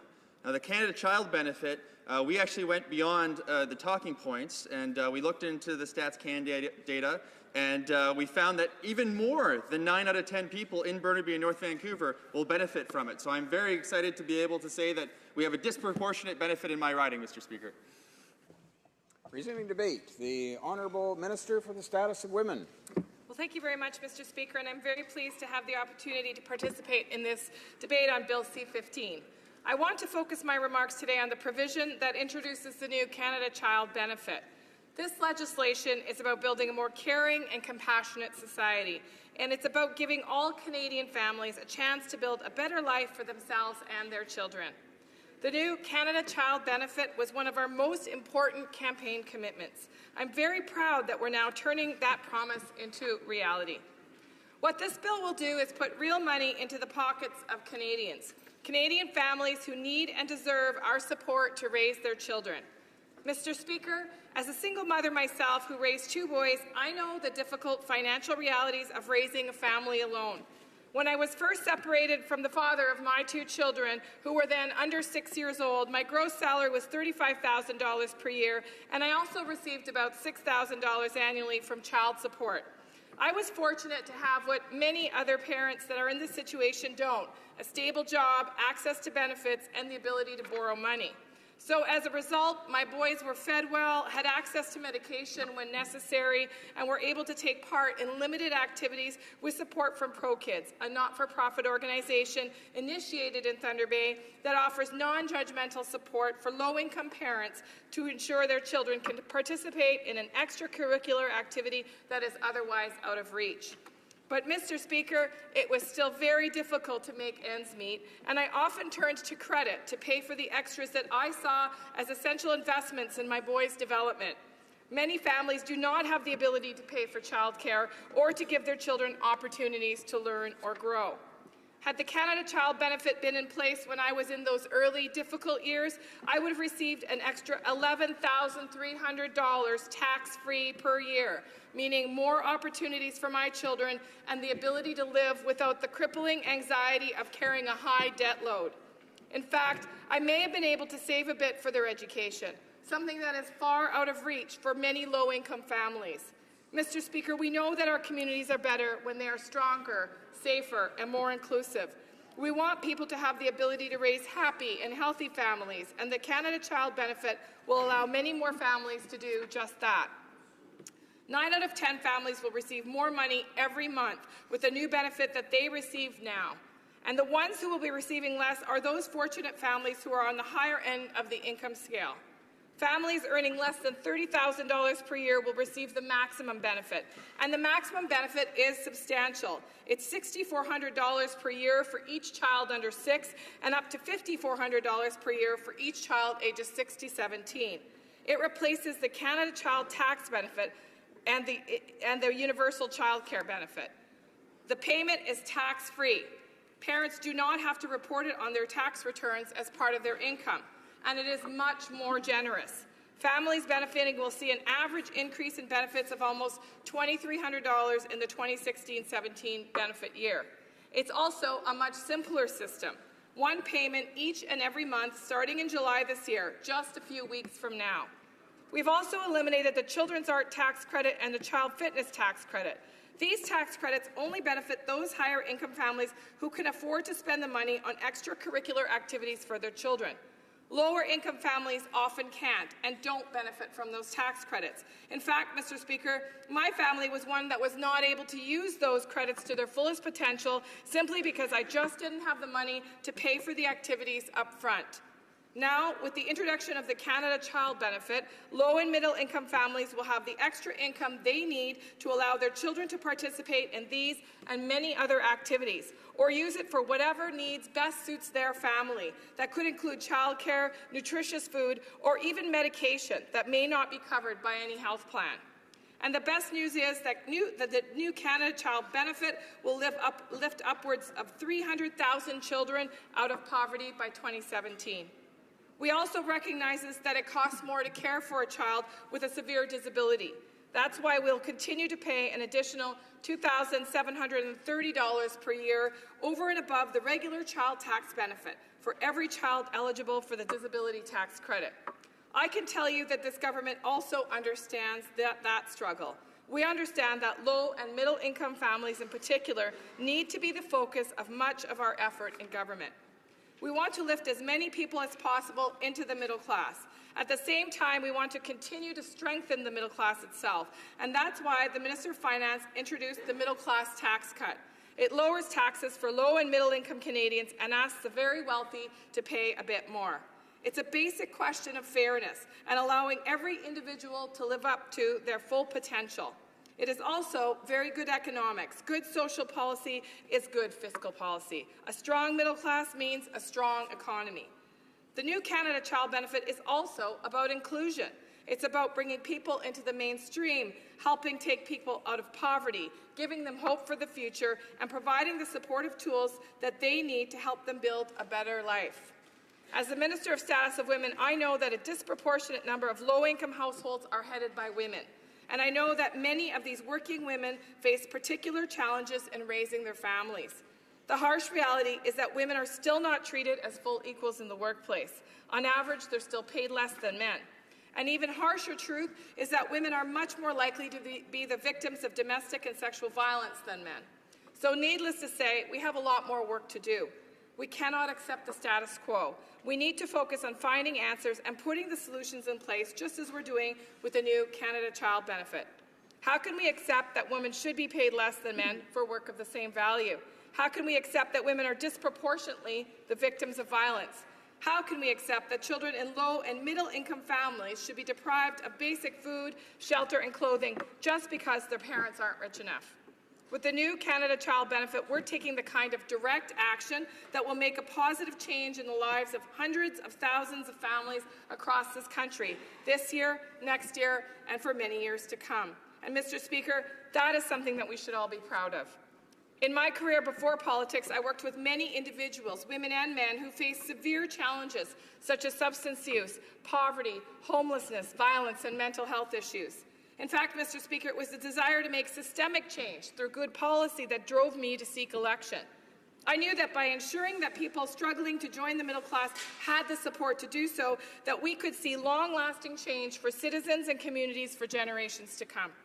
When we ensure that those that need a hand up to get the support they need, the result is healthier children, families, and ultimately a stronger Canada. Mr. Speaker, when parents who are struggling to raise healthy children have an economic boost, it creates a healthier future for all of us. Indeed, good social policy is good fiscal policy, because when children are supported to succeed, they do better in school and avoid many problems that result from inequality. The new Canada Child Benefit provides non-judgmental financial support, and it will help give many thousands of individuals the support they need to thrive. Children who have enough to eat, can take part in community activities, and have a safe place to live have a much better chance at success in school and therefore in society at large. We want every child in Canada to grow up healthy and strong and contribute their talents and their skills to making our society even more inclusive and stronger. I believe, as the Prime Minister has said, in Canada, better is always possible, and it is. The Canada Child Benefit will make our country a much better place for tens, if not hundreds of thousands of families and children. I sincerely hope that all of us in this House will give this legislation the enthusiastic support that I truly believe it deserves. It's time to give families hope for a better future, and it's time to let Canadian children know that we're committed to helping them succeed. Mr. Speaker, I was fortunate as a single parent to be able to increasingly earn more, leading to more possibilities for my boys as I gained the capacity to ensure their success through full participation and access to post-secondary education. And now they're both doing very well with very optimistic futures. I have no doubt they will contribute to their communities and country in meaningful ways, and I want the same opportunities for all children across Canada. I want all Canadian children to have an equal footing to reach their potential. It's time to invest in our future through making sure that all Canadian children are supported to thrive. In fact, this investment is one that will pay dividends for generations to come. Thank you, Mr. Speaker.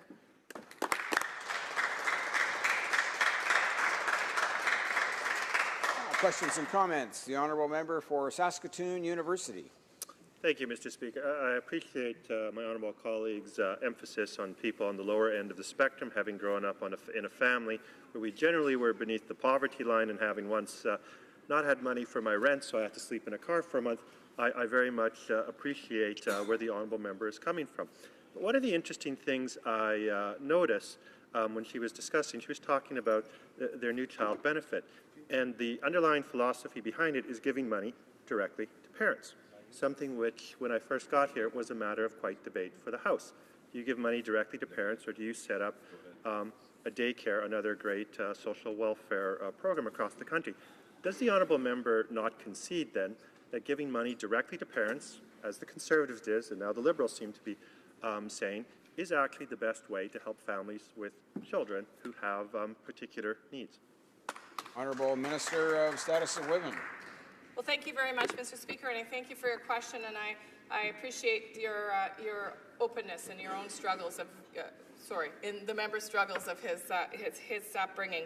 I do believe that it's always a blend. I do believe there is a role for the state to play in ensuring that essential services are there for Canadians, things like universal health care, things like access to education, supports for people that need those supports. But I also believe that we live in a country where we honor the capacity of parents to make the best choices for their families. And that's why I support the Canada Child Benefit. As I illustrated in my narrative, this would have been an initiative that would have helped me tremendously in the raising of my children. It took me 3 decades to get out of debt after raising my children and providing for them in the best way that I possibly could. That is time that I could have been spent building up for my own retirement, taking the necessary steps to save for their success in their future careers. Thank you. Questions and comments? The honourable member for Timmins, James Bay. Thank you, Mr. Speaker. The minister plays a very important role because she's the only voice at Cabinet for Northern Ontario. But I didn't hear any mention of Northern Ontario, or particularly the hammering that's happened in Thunder Bay economically. Now, I'm looking at today's unemployment figures, and I'm looking at the government's calculation for what regions deserve to be given the extended EI benefits, and Thunder Bay is one of those regions that should have gotten it. And yet we saw no action from this government. In fact, when it was Edmonton and southern Saskatchewan and southern interior BC that were pushing for extended EI benefits, it was opposition MPs, NDP MPs that pushed for it. So other regions of Northern Ontario are eligible for the EI extensions, but Thunder Bay needs it. It meets the criteria. The Prime Minister has said he's refusing to add any other regions. Why has this minister not stood up for Thunder Bay and said that the unemployed workers of Thunder Bay deserve the same rights that other Canadians in similar regions are receiving? She's at the Cabinet table. She should be speaking up for the people of Northern Ontario. Honourable Minister. Thank you, Mr. Speaker, and I thank my colleague for his question. Of course, Northern Ontario has suffered a prolonged and retracted recession, which is why Northern Ontario, except for Thunder Bay, has been included in the EI extension. And I'm very proud of the fact that I speak loudly and clearly for Northern Ontario. As a matter of fact, one of the privileges I had recently was being beside our Minister of Innovation and Science as he announced over $2 million to a First Nations company that is investing in solar-generated power, giving a much-needed economic boost to those 6 First Nations that are part of this conglomerate, but also to our region. And when we invest in things like small business, when we invest in innovation, when we invest in our communities, we'll see the thriving economic return to Northern Ontario. Thank you. Questions and comments? Commentaires. La députée de Laurentides. The Honourable Member Laurentides-Labelle. Thank you, Mr. Speaker. One of the major issues in the large regions of Canada is that high-speed internet barely exists in our riding. We have a connection that is unacceptable even for the 2000s, and now we're in 2016. Can the member talk about the $500 million investment in high-speed internet in the budget? Is she proud of it? Honourable Minister. Very much, Mr. Speaker, and I thank the member for his reminder about the importance of broadband and how it has been such a detriment to not have expansive broadband in rural and remote communities. And I agree with him that this is an essential component to actually success and innovation in the North. And I regret that the member that asked me the previous question is not able to hear my response to this, but in fact this is an indication of that commitment to Northern Ontario and other rural and remote regions across the country to actually join the economic success of Canada through the essential tools to drive business forward. Thank you very much. Resuming debate, the honourable member for Carleton. Thank you, Mr. Speaker. The government has been talking a lot about the middle class lately. In fact, they put a chart in the budget to make a point about the relative incomes of middle class people in order to make an illustration of their incomes and how they have been affected by the last 40 years. And I will be splitting my time with the member for Calgary Signal Hill to make the point further. So the Liberals have put in their budget, on page 9, a chart that demonstrates incomes for middle-class people over the last 4 decades. And they've made the claim that middle-class people have had almost no raise in 4 decades. Now, I thought that can't be possible. because all the data that I studied from the last decade alone had demonstrated incomes had gone up and gone up dramatically.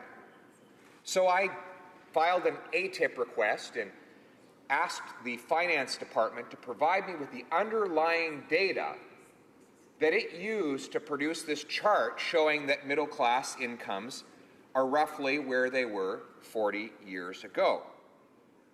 And so the question is it possible that the budget, which shows no increase in middle class incomes over the last 4 decades, and previous conservative claims that show incomes have risen dramatically in the last 10 years alone, could both be true? And the reality is, they are.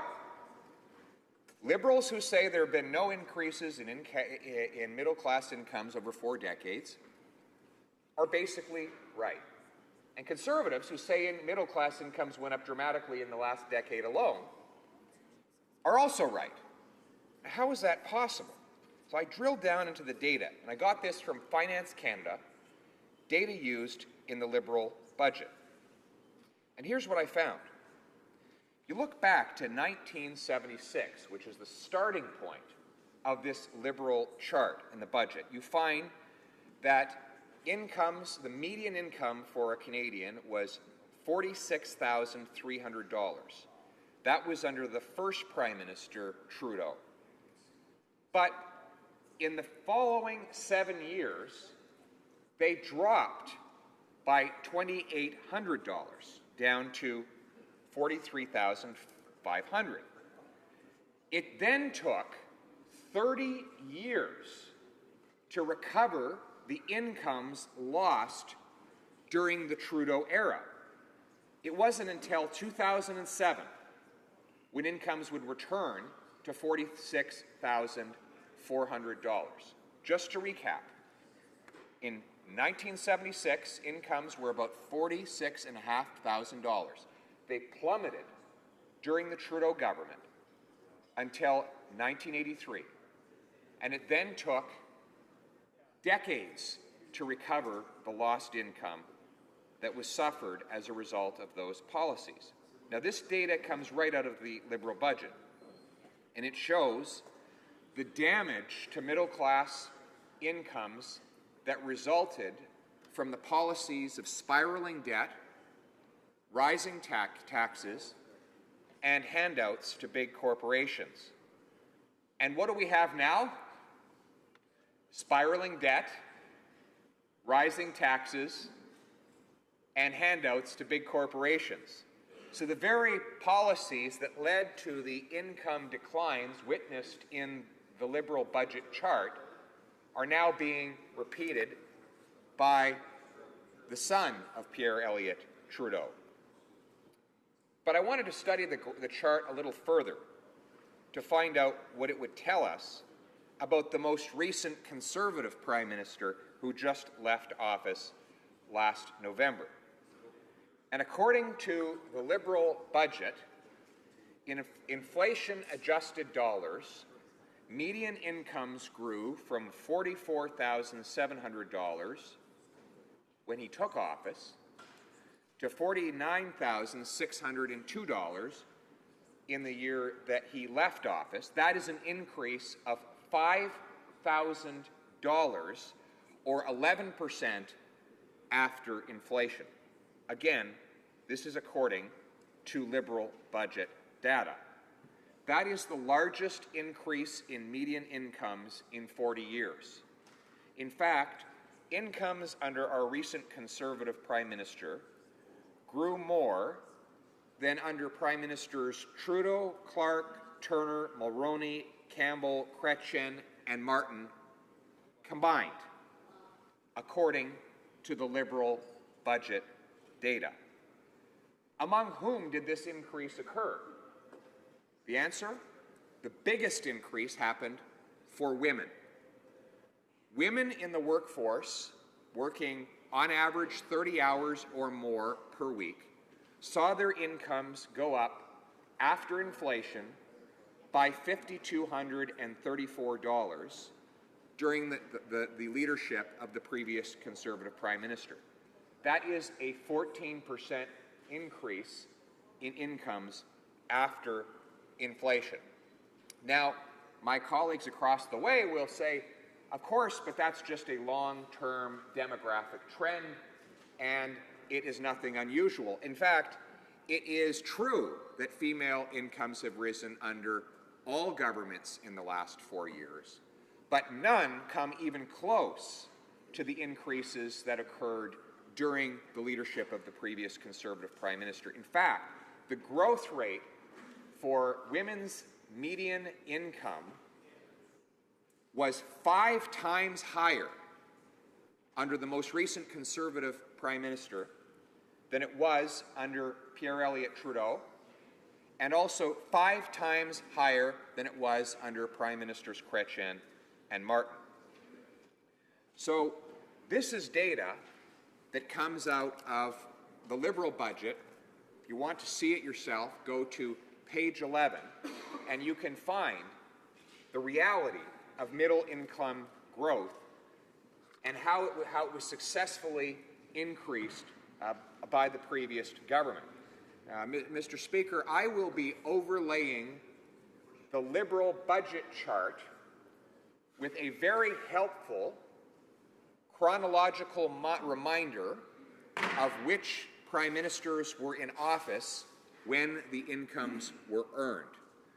And in so doing, we will see which governments have done best to produce results for median income people. How did this happen, Mr. Speaker? During the previous Conservative government, we introduced a number of key tax reductions designed specifically to help the less fortunate and the middle class.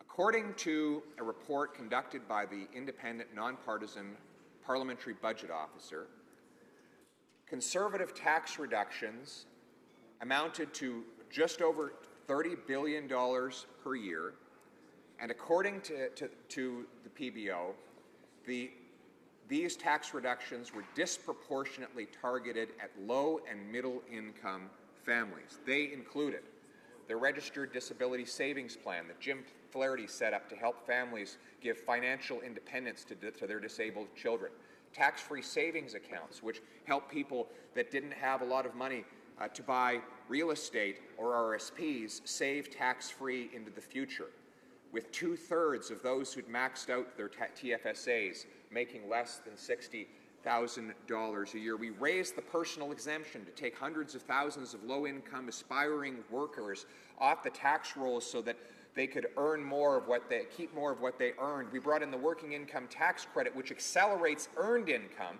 so that people are always better off when they work than they are when they are on welfare. We scaled back unnecessary bureaucratic spending and reduced the size of government as a share of the economy to its lowest level in half a century, which lifted the burden of expensive government off the shoulders of the working poor.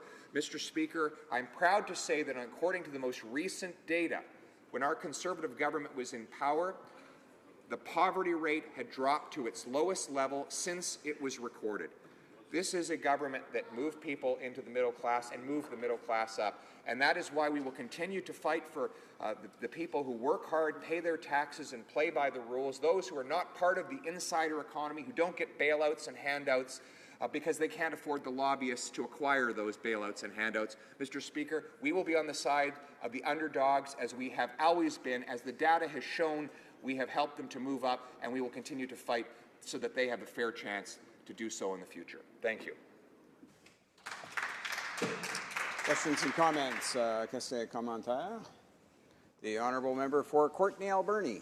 Yeah, Mr. Speaker, I'd like to thank the member for breaking down the truth about the numbers and stats that we're hearing from the Liberal government. Maybe the member could talk a little bit about some of the Liberal promises. They promised to help the middle class. The tax break for the middle class only benefits those that earn the most, they benefits the most, those that earn over $100,000 a year. People like parliamentarians will get the highest tax break. But those that earn less than $45,000 a year, earn less than $23 an hour, work full time, they get absolutely nothing from the promise from this government to help the middle class. To help those join the middle class, they get absolutely nothing. So maybe if the member could talk a little bit about how he feels about that proposal about the Liberal government helping the middle class. The honourable member for Carleton. Well, there's no question that the Liberal elites, that the wealthy elites, not just Liberal elites, wealthy elites will do very well under the Liberal tax plan. For example, if you are a member of Parliament earning $150,000 a year, you'll get about $1,000 in tax relief. If you are a working class, blue-collar person earning earning $45,000 a year, you get zero. You get absolutely nothing from the changes that the Liberals have brought in. And if you are a senior who's just downsized and sold your home so that you can turn your real estate wealth into income, the amount of that money you can put into a tax-free savings account has dropped from $10,000 to $5,000 a year, which means low-income seniors who were going to rely on increased tax-free income to pay their bills will have less of it to do so with. So this is a budget designed for the wealthy elite and the rich, despite the rhetoric that we hear from across the way. And I thank the honourable member for giving me an opportunity to say so. Questions and comments? The honourable member for Edmonton West. Thank you, Mr. Speaker. I want to thank my colleague for his excellent speech. I want to change the topic a bit. We heard just previously some Liberals talking about broadband internet across the country. I wonder if my colleague could comment on the fact that Liberals seem to be pushing broadband as a universality right, but have broken their promise to provide palliative care in their most recent budget. They promised $3 billion. They're delivering broadband universal right, but are ignoring people who are desperately need of palliative care in the budget. The member for Carleton. It's an interesting contrast, and I thank the member for asking about broadband. Recently, TELUS Communications came up with a very innovative idea to expand internet to low-income people by simply putting a slip in the twice-annual child benefit mail-out. On that slip would be a passcode that low-income families could use to sign up online and receive internet for only $10 a month. There'd be no extra cost to taxpayers because that mail-out already goes in the system, and CRA already has the data on who's low income. TELUS would be prepared to cover the cost of giving this ultra-low-cost internet to families who need it most. Rogers has a similar program in place, I might add. And I'm now waiting for the Liberals to agree with this zero-cost solution that will help children who would otherwise not have access to the internet to do their homework to get that chance from a corporate enterprise that's willing to offer it to them for such a low price.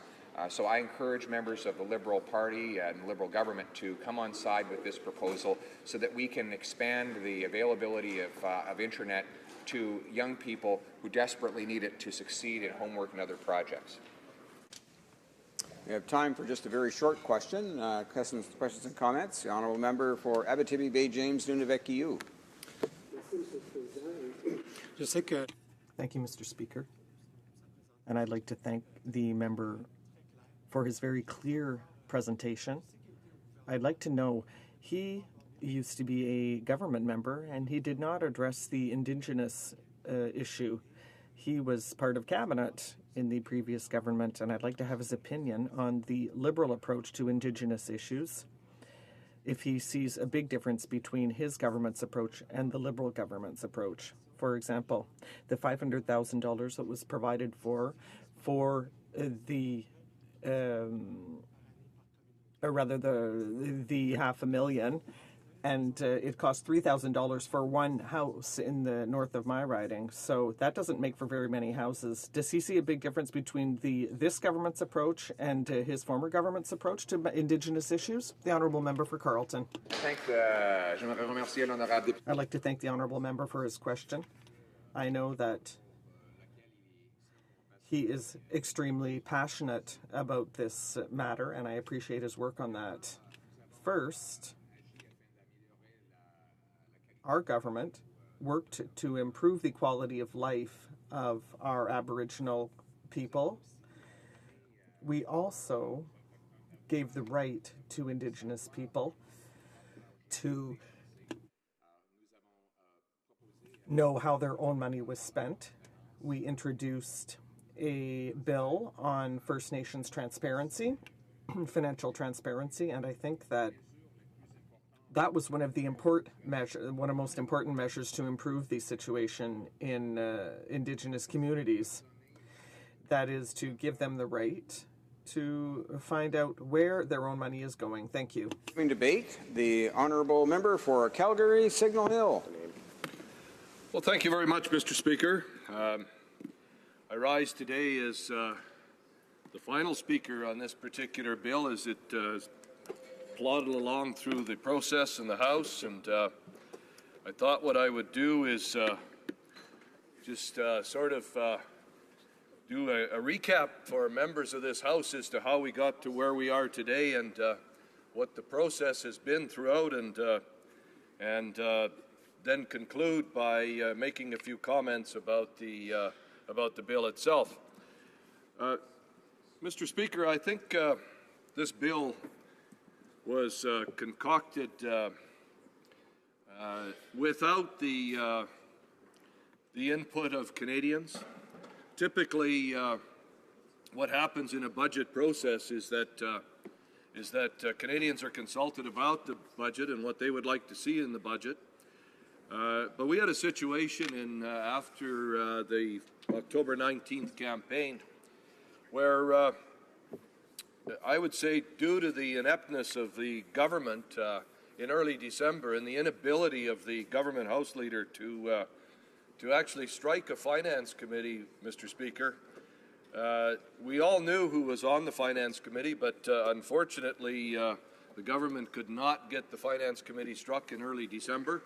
And so as members of the finance committee, we sat around for about 6 weeks without actually consulting Canadians. By the time the government managed to get the approval to strike the Finance Committee, we had a couple of weeks, and then we heard some 92 witnesses over a period of about a week or a week and a half. However, we also knew that in early February, when we heard those witnesses, that the budget had probably already gone. If it hadn't, it was very close to heading to the printer. So, Mr. Speaker, I think one of the things that this budget has clearly lacked is the ability to have everyday Canadians have their input by having that consultation. And I think what it has showed is that this budget ended up being primarily a finance minister who, with all due respect, I think had a great deal of difficulty pulling together this budget, because what he was hamstrung with, Mr. Speaker, was the fact that so many promises had been made in that campaign, and the finance minister was stuck with trying to put together a budget based on a bunch of promises that, quite frankly, the dollars didn't add up. It also included a number of broken promises, Mr. Speaker. We started off with a promise in the election campaign whereby the Liberal leader of the day, but who is now our Prime Minister, promised that the budget would have no more than a $10 billion deficit. Well, Mr. Speaker, we all know that that promise was broken very quickly. We also know, Mr. Speaker, that we're not sure yet if these are the final numbers relative to a $30 billion deficit, because we've seen, even in the short period of time since this budget was introduced, that we had, as an example, we've had a horrible situation in Alberta with the fires. As a result of that, Mr. Speaker, I think that the federal government is going to be on the hook for some significant costs associated with the wildfires in Alberta. So that deficit, I think, very well could go well past the $30 billion deficit. we also had, while it wasn't a broken promise, I think it was a promise that I personally would have liked to have seen the finance minister break, and that was the ill-conceived decision to reverse the Conservatives' former Finance Minister Flaherty's decision to increase some 10 years into the future the eligibility age for OAS to 67 from 65. Mr. Speaker, this particular decision, which was not based on any particular science and data, which of course this government keeps saying that it prides itself on, Mr. Speaker, that was based on a back-of-the-napkin campaign promise made by the Prime Minister, and it's one that I wish the federal government had not followed through. So I think, Mr. Speaker, just to maybe wrap up a little bit in the fact that, as I said earlier, this was a budget that I don't believe that this particular finance minister felt good about presenting, and I know how that feels as someone who's had to present a budget based on some campaign promises made simply to get elected. So with that, Mr. Speaker, I see that the benches of the government are starting to fill up, as is the press gallery, and I don't think they're filling up to listen to my speech. So I'll sit down, Mr. Speaker, and let the House proceed on to the business of the day. No, Thank you. More.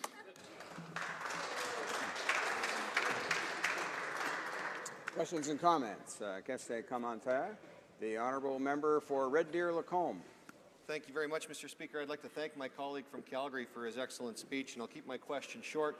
He was a very distinguished member of the provincial cabinet at one time in my home province, and I remember the good old days when Alberta was at the forefront of economics, and I would simply like to ask my colleague if the policies of the day in Alberta today are reflective of the policies that we're going to see federally, and if we're in for the same tough times across our country that we currently are in Alberta. The honourable member for Calgary Signal Hill. I would concur, Mr. Speaker. Questions and comments? Question commentaire. Resuming debate. Reprise de débat. Resuming debate. Is the House ready for the question?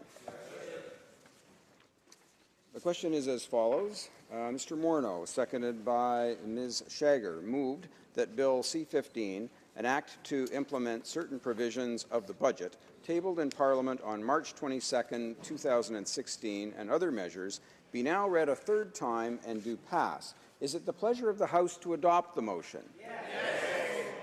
All those in favour of the motion will please say yea. Yay. All those opposed will please say nay. Yay. In my opinion, the yeas have it.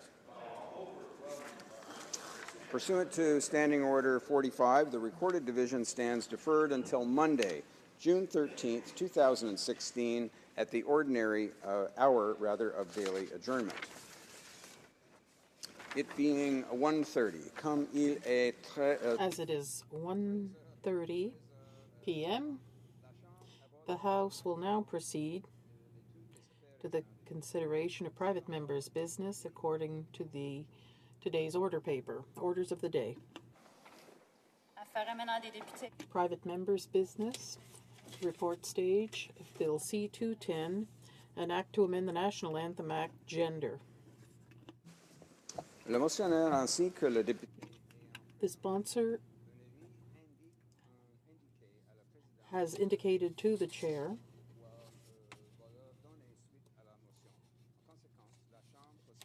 the House will now proceed without debate to the vote at report stage. Mr. Bélanger, seconded by Mr. Boissonneau, moves that Bill C-210, an act to amend the National Anthem Act, Gender, be concurred in at report stage. Is it the pleasure of the House to adopt the motion? Yes. Agreed? Agreed. On division? Carried on division.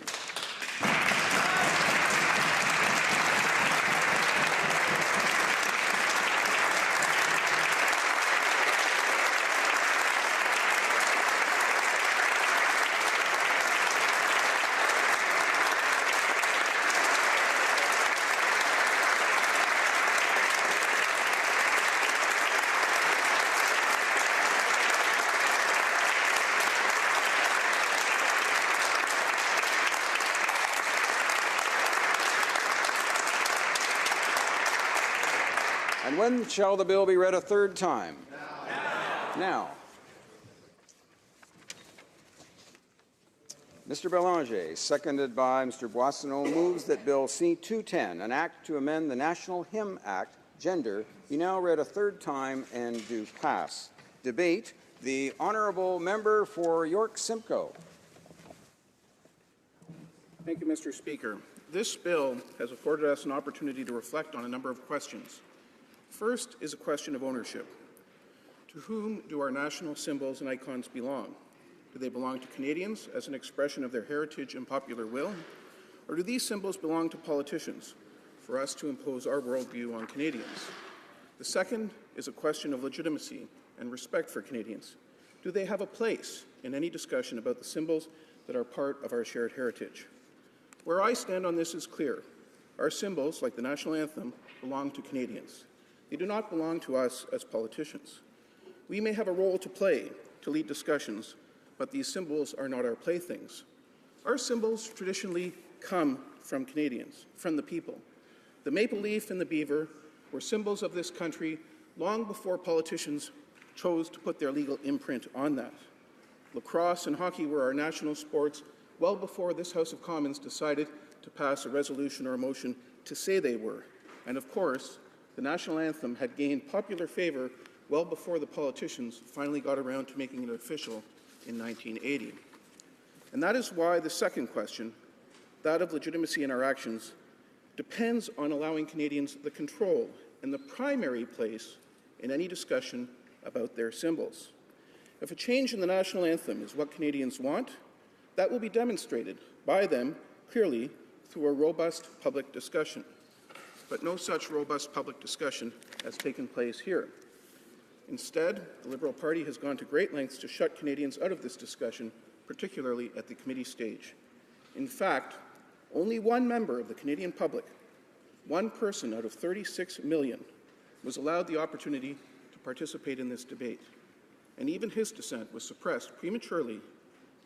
In the haste to ram this bill through committee, the people being shut out of this debate are the people of Canada to whom this anthem belongs. Now, this week in the House, we heard these words.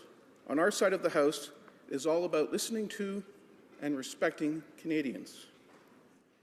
Those words were spoken this past Tuesday in this House by the Liberal leader. It wasn't spoken about this bill, but the way in which this bill has been rammed through committee by the Liberal Party demonstrates how empty that declaration is. Listening to and respecting Canadians has not happened here. In their haste to jam this bill through, Liberals on the Heritage Committee broke the rules no less than 4 times. That's right, broke the rules. Breaking the rules was the means to achieve the objective of blocking Canadians from making their views on the national anthem heard. The rules for private members' bills provide 60 sitting days to consider a bill, including hearing witnesses, and this can be extended by another 30 days. In this particular case, the Liberals allowed the bill to be at committee for only one meeting, which began only 14 hours after the bill was voted on in second reading in the House. And the Liberals even attempted to expressly block any and all witnesses. When the law clerks indicated this could not be done, they conceded a brief 1 hour for witnesses. Needless to say, Canadians were given no opportunity or invitation to make their voices heard. The process was about suppressing not only dissenting views, but about suppressing any discussion at all. Some potential witnesses had indicated a desire to have their views heard, but with only hours' notice, not surprisingly, they could not make it to Ottawa to do so. One such witness was Stephen W. Simpson, the grandson of Robert Stanley Weir, the original composer of the English version of O Canada. Mr. Simpson's contribution to the study of the bill would have been valuable. However, his spouse was ill in hospital, which prevented him from appearing before the committee on only hours' notice. Liberal members determined that he would not be accommodated despite his personal circumstances. The one witness who was able to scramble to appear before the committee, the very knowledgeable and capable historian, Dr. Chris Champion, was scheduled to address the committee and answer questions for 1 hour.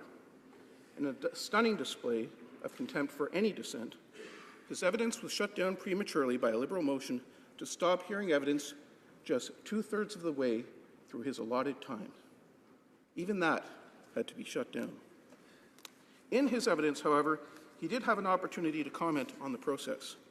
He said, quote, "I think what's happening here is quick and dirty. How many Canadians really know it's happening is, I think, a legitimate question. It's going through so precipitately that I doubt very many people are aware or really understand the change." Quote, "On this side of the House, it's all about listening to and respecting Canadians." So proclaims the Liberal leader. Such hollow words. Ultimately, the voices of many who wished to speak to this bill were not heard, and they were effectively told that their voices do not matter. Although this may seem to some to be simple matters of procedure or formality, the fact remains that this is the national anthem of all Canadians. And despite the actions of those who would tell you otherwise, the voices of the overwhelming majority of Canadians who do not support this change do matter. If this was not the case, if there was indeed an overwhelming majority in favour, proponents of the change would have nothing to fear from a robust public discussion.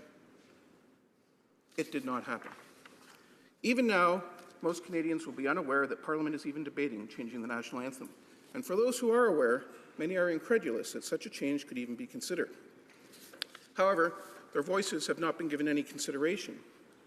Many in this House will know that in 2010 I was part of a Conservative government which proposed to change the national anthem to the original lyrics, "Thou dost in us command."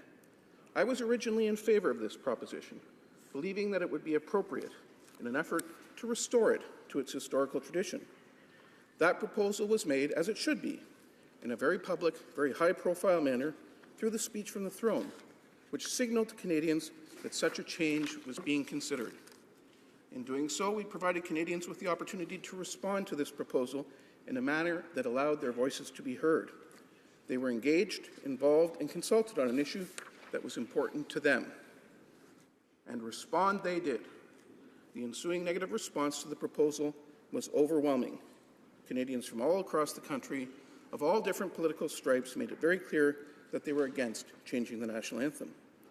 So it was not changed, for it would not be appropriate for Parliament to take a national symbol, an integral aspect of the shared identity of Canadians, and change it without consideration for the very Canadians to whom that anthem belongs. The exercise, that experience of listening to Canadians, obviously profoundly affected my view of the issue and how we should deal with it as political leaders.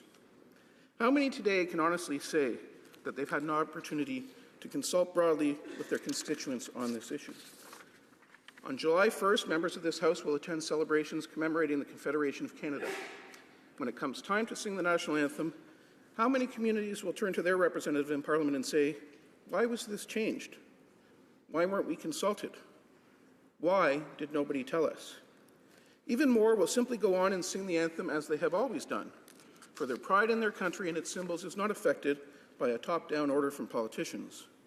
But most will sing the old words simply because nobody ever told them a change was in the works. This House has an obligation to act with legitimacy and integrity. The manner in which this bill was rammed through committee, with the rules that exist to protect debate being trampled, lacks legitimacy. We have a great responsibility to represent Canadians appropriately. While it may be within the powers to modify the anthem as we see fit, we should refrain from doing so indiscriminately, especially if the proposed change is not supported or endorsed by Canadians. The national anthem is not some malleable plaything for politicians. It belongs to all Canadians, not just the politicians. So let me take this opportunity to give voice to just a few of those Canadians who had their voices shut out, that I will give voice to here. Janet said, "I think our national anthem should be understood in its historical context and allow the artist's words to stay. Phil said, "Leave it as it is. Once changes are made, they never stop and you can never please everyone." Assam said the Canadian national anthem, "O Canada," should not be changed or altered in any way. It is part of our heritage, and our heritage should not be changed. Those are views that matter, whether you agree or disagree. But when it comes to national symbols, when it comes to the things that make us what we are, historically, we have taken them from the people, not given them to the people. And at the very least, if we seek to change that which the people have given us, we deserve to hear from those people and not lock them out of that discussion. That is what has happened in the process with this bill. Thank you.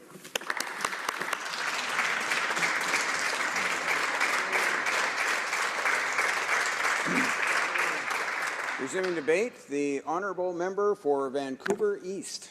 Thank you very much, Mr. Speaker.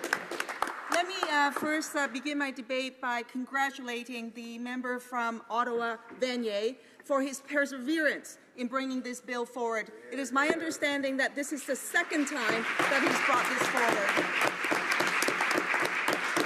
And Mr. Speaker, I think we are very, very close in actually realizing his dream of ensuring that this place in the House of Commons, that we bring forward words that reflect all communities, that includes all community, for that is what the symbolism of this change is all about. I want to say, as the member from York Simcoe mentioned about the history, I just want to touch on the history of the national anthem just a little bit. The national anthem, as we know, was written a long time ago, before we were born, and in fact, the English version was written in 1908 by Robert Stanley Weird. Now, since that time, Mr. Speaker, I think many of the members in this House will know there's been several changes. Changes were made in 1913, 1914, 1916. And so to the fact that about change, it happens. And why is there change? Change is important because we need to reflect the society of today. Now, but let me say this, that the people that Robert Stanley Weir in 1908 actually got it right when he first wrote the national anthem, because the original verse of that anthem is gender neutral, Mr. Speaker. The words were, and let me quote, "True patriot love, thou thy's in us command," end quote. That somehow got changed, and nobody really knows the reason why it got changed, and then it became "True patriot love in all thy sons command." And so now it seems like we've come full circle with the amendment that is being proposed, that we're debating, that's been brought forward by the member from Ottawa Vanier, to bring it full circle so that it is truly inclusive of all Canadians. And the wording is important because this is what the proposal says, that we will now replace the words "true patriot love in all thy sons command" to "true patriot love in all of us command."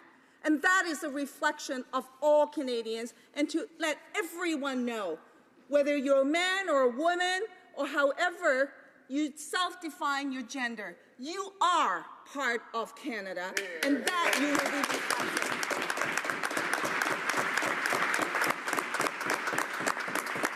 And that will be reflected in our national anthem, "O Canada."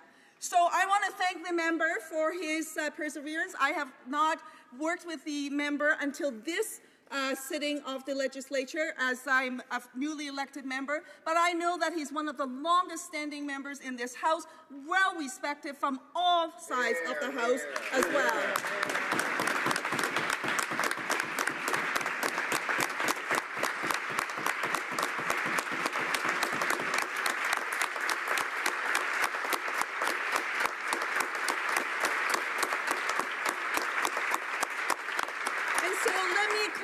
This. He has done something that I truly admire, because I admire many politicians. Sven Robinson, the former MP here, the member, of course, my predecessor, Libby Davies, who was the member for Vancouver East. They also tried to move this change and were not successful, and I admire them greatly. But this member is doing what appears to me the unimaginable, to be able to do something that Sven Robinson could not do, to do something that Libby Davies could not achieve. Congratulations to him. Thank you so much.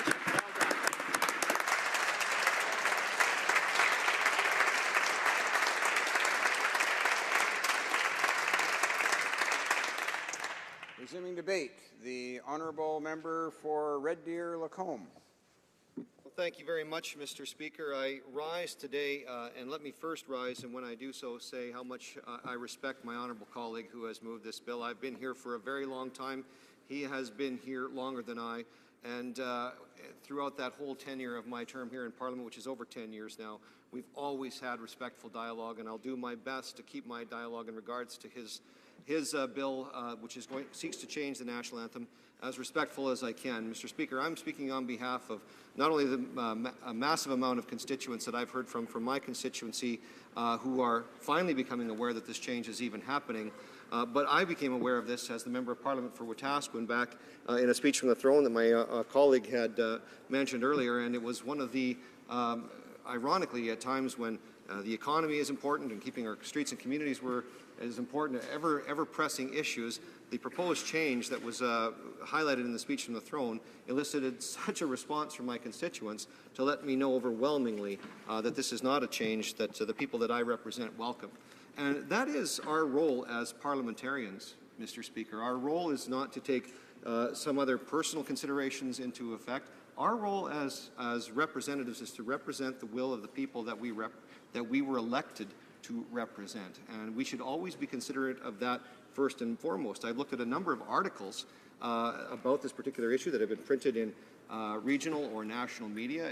It always refers to usually colleagues from my side of the House speaking to this particular issue as they're reflecting the will of their constituents, and yet when we hear from members of Parliament from other particular points of views, they're talking about how we need to pass this bill from the perspective of a personal attachment to a situation that a member of this House is going through, however grave that actually might be. And that should never be a rationale for how we make decisions or determinations in this House. We should always seek to do what's best in the best interests of all Canadians and what the actual will of the people who sent us here to do our job actually is. And I have not heard a lot of that debate on what the representatives who are voting in favor of this legislation are actually hearing from their constituents. I hear emotional arguments, but I never hear what the actual people, that the folks that are voting in favor of this legislative change actually have to say.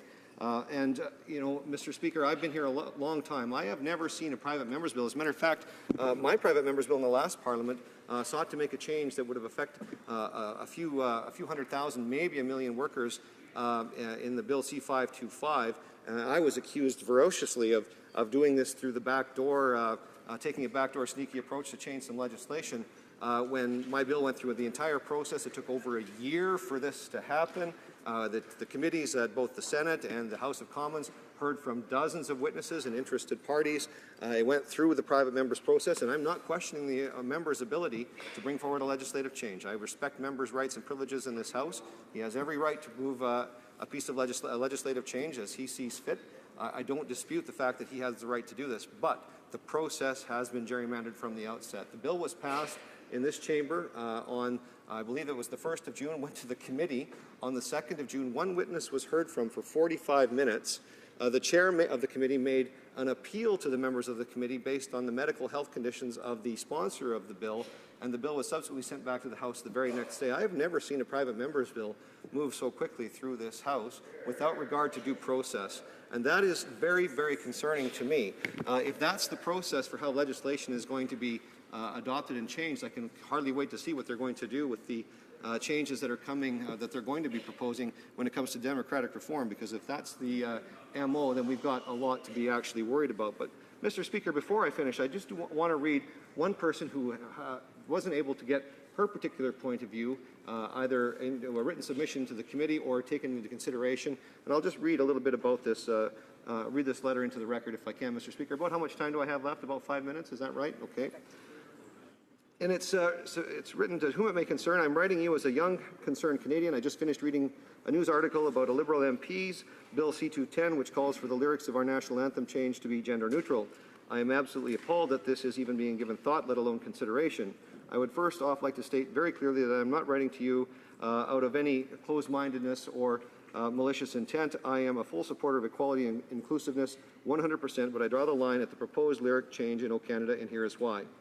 True patriot love in all thy sons command, true north strong and free, O Canada, we stand on guard for thee. That block of lyrics is in reference to our sons at the front during the wars. Yes, I am well aware that there were many nursing sisters at the front as well, but the reality is that our sons by far outnumbered our daughters at the front. Let's not forget the 1917 MSA conscription during the First World War, after we lost the entire Newfoundland Regiment on the first day of battle at the Somme. We lost our sons in less than an hour. The regiment was all but wiped out. To change those lyrics is not only a slap in the face to all who serve now, but to our grandfathers and great-grandfathers who so bravely marched into battle for the freedom we enjoy today. It's a direct spit at the memories, stories, and legacies those men left behind. Mr. Speaker, the author of this letter is clearly indicating what we all know, I think, and feel in our hearts, that the national anthem, as it was changed, was done so to respect a time in history. It is not meant to be gender biased in any way, shape, or form. It is a historical anthem, and it was our nation's founding moment, many would say, many historians would argue, at Vimy Ridge, when our sons, mostly sons, who were fighting in the wars at that particular point in time, made an assault on Vimy Ridge and actually earned our right to participate internationally, and it was, some would say, the birth of our nation.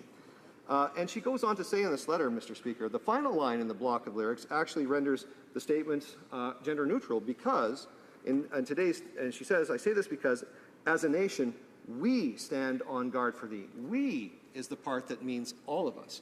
So the previous line that talks about in all thy sons command refers to a part of our history, is what she is arguing in this letter, and the part that we stand on guard for thee is the gender-neutral language, which encompasses all of us and charges all of us with the diligence to look after and protect and preserve our nation. So, Mr. Speaker, I'm going to leave it at that. That is a good enough reason for me, based on the fact that many of my constituents have already told me how they feel about this and the fact that the bill, regrettably, I understand the circumstances, but regrettably doesn't seem to have been given due process in this place at all. Mr. Speaker, I'm going to have to vote against this legislation. Thank you. Resuming debate, the honourable member for Saskatoon University. Well, thank you, Mr. Speaker. I appreciate the opportunity to rise to the House today, and I believe it is likely I will be closing this debate, and a momentous one it is. First of all, let me offer, and these are not perfunctory. We often in this House issue our best wishes to fellow members for many various things. But to my honourable colleague, let me say from the bottom of my heart, we pray for a miracle and we wish our best. And even though I will not be voting for your legislation, I do think you will have the satisfaction of seeing it pass the House of Commons at least, if not the Senate as well. Now, Mr. Speaker, a fair number of my colleagues have stated, and I will not restate to any great degree, the issues we have with the process of this, and we understand the reasons why and are somewhat sympathetic. But one of the things we must understand, Mr. Speaker, is that we hold this office on behalf of Canadians, and therefore we have the duty to speak on their behalf, to speak for all viewpoints in this country, the viewpoints that we represent in this House. And that is the reason why I will be rising here today. Now, there are many reasons that have been stated why not to support this legislation. They include attachment to symbols, the history, the possibility that thy son's command was a reference looking forward to possibly to some military engagements that our country would have been involved in going forward. But for me, Mr. Speaker, the reason that I will be opposing this legislation is a very simple one. If I vote for this legislation and the rationale has been made that it's discriminatory, I would then be accepting that Canada would have been, in its words, discriminatory for the last roughly 100 years. It is my understanding, Mr. Speaker, that the reason why the lyrics were changed and the grandson of the author was going to change it was not for any particular great issues, etc., but for poetic reasons to make things much more easier to flow, to go forward. It's what poets do. We think of how the French version of our anthem discusses, talking about bearing a cross, carrying a sword, flowers on the head. Canada is not a person, but poetic language also includes that. So I think, Mr. Speaker, and this is effectively a Victorian poem, language is used is period language. And that is one thing that I think needs to be understood and was understood clearly by the people at the time. Symbolism allows us a little bit more flexibility. The second thing, and this one puzzles me, and perhaps because of the way I was educated, is a little bit different. One of the things that surprised me is that people do not understand or recognize that historically the word sons in English has not necessarily been, and there are many illustrations, and the historian who testified at committee pointed this out, sons is not necessarily a term used purely to refer to the male gender. It's a term that's often used for the broader encompassment of all people. The author referenced to the sons of Jacob, a phrase that's used in various poetic songs, other things of that nature, coming from the King James version of the Bible and other period. Now, I do understand Shakespearean language, King James language is not as common now as it used to be. But that is the intent, that is the understanding of the language going in. And I think we actually do owe a certain degree of respect to the people who have understood that it was inclusive of everyone going forward. So, Mr. Speaker, if I had thought that this was discriminatory, excluding of half of our population, I could support that. I think there are some changes that need to be made from time to various symbols to understand and to broaden. I do not see this change bringing my daughter, my wife, my mother in, because I saw them brought in under the old terms. It is for those reasons, along with some of the reasons my colleagues have stated, that I will be choosing to vote no on this piece of legislation. Thank you, Mr. Speaker, and again, God's blessing to my colleague.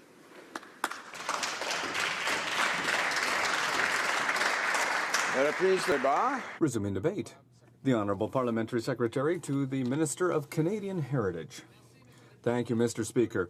As a Canadian, and as Parliamentary Secretary to the Minister of Canadian Heritage, I am very happy to speak to Bill C-10, an act to amend the National Anthem Act. I've listened to the debate, and I'm very happy to add my thoughts to those of my honourable colleagues. I want to thank and honour the work of the Member of Parliament for Ottawa-Vanier, for his 20-plus years in this chamber, for his work on behalf of Franco-Canadians, for his work on behalf of Parliament and all Canadians. I know he can hear us, Mr. Speaker, and I know that he knows that we are with him, and so are Canadians.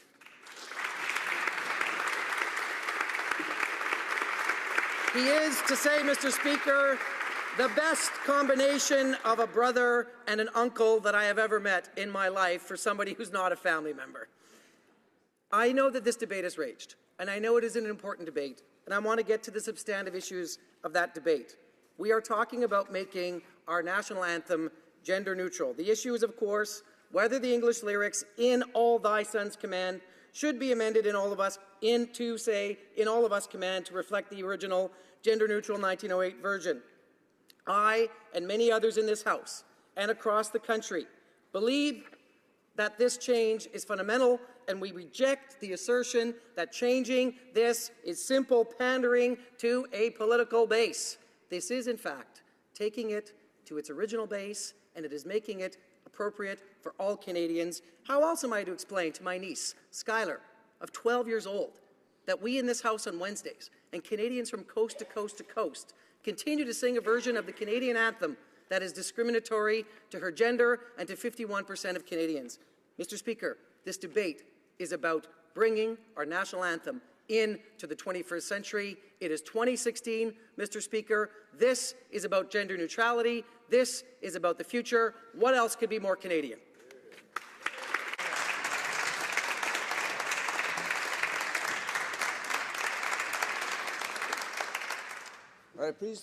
Resuming debate. Is the House ready for the question? The question is as follows. Mr. Bélanger, seconded by Mr. Boissonnault, moves that Bill C-210, an act to amend the National Anthem Act, gender, be now read a third time and do pass. Pleasure of the House to adopt the motion. Yes. All those in favor of the motion will please say yea. Yea. All those opposed will please say nay. In my opinion, the yeas have it. Conformément à la Pursuant to Standing Order 98,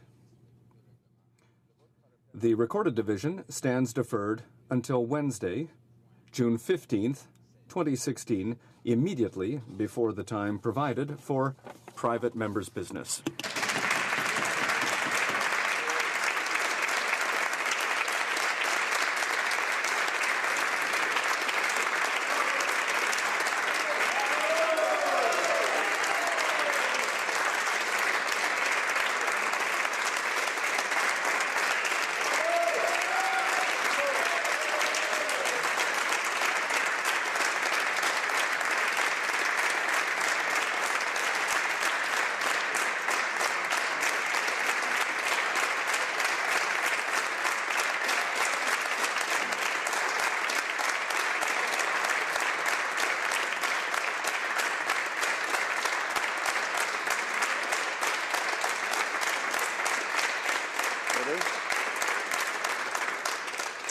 And it being 2:04 p.m., this House stands adjourned until next Monday at 11 a.m. pursuant to Standing Order 24-1.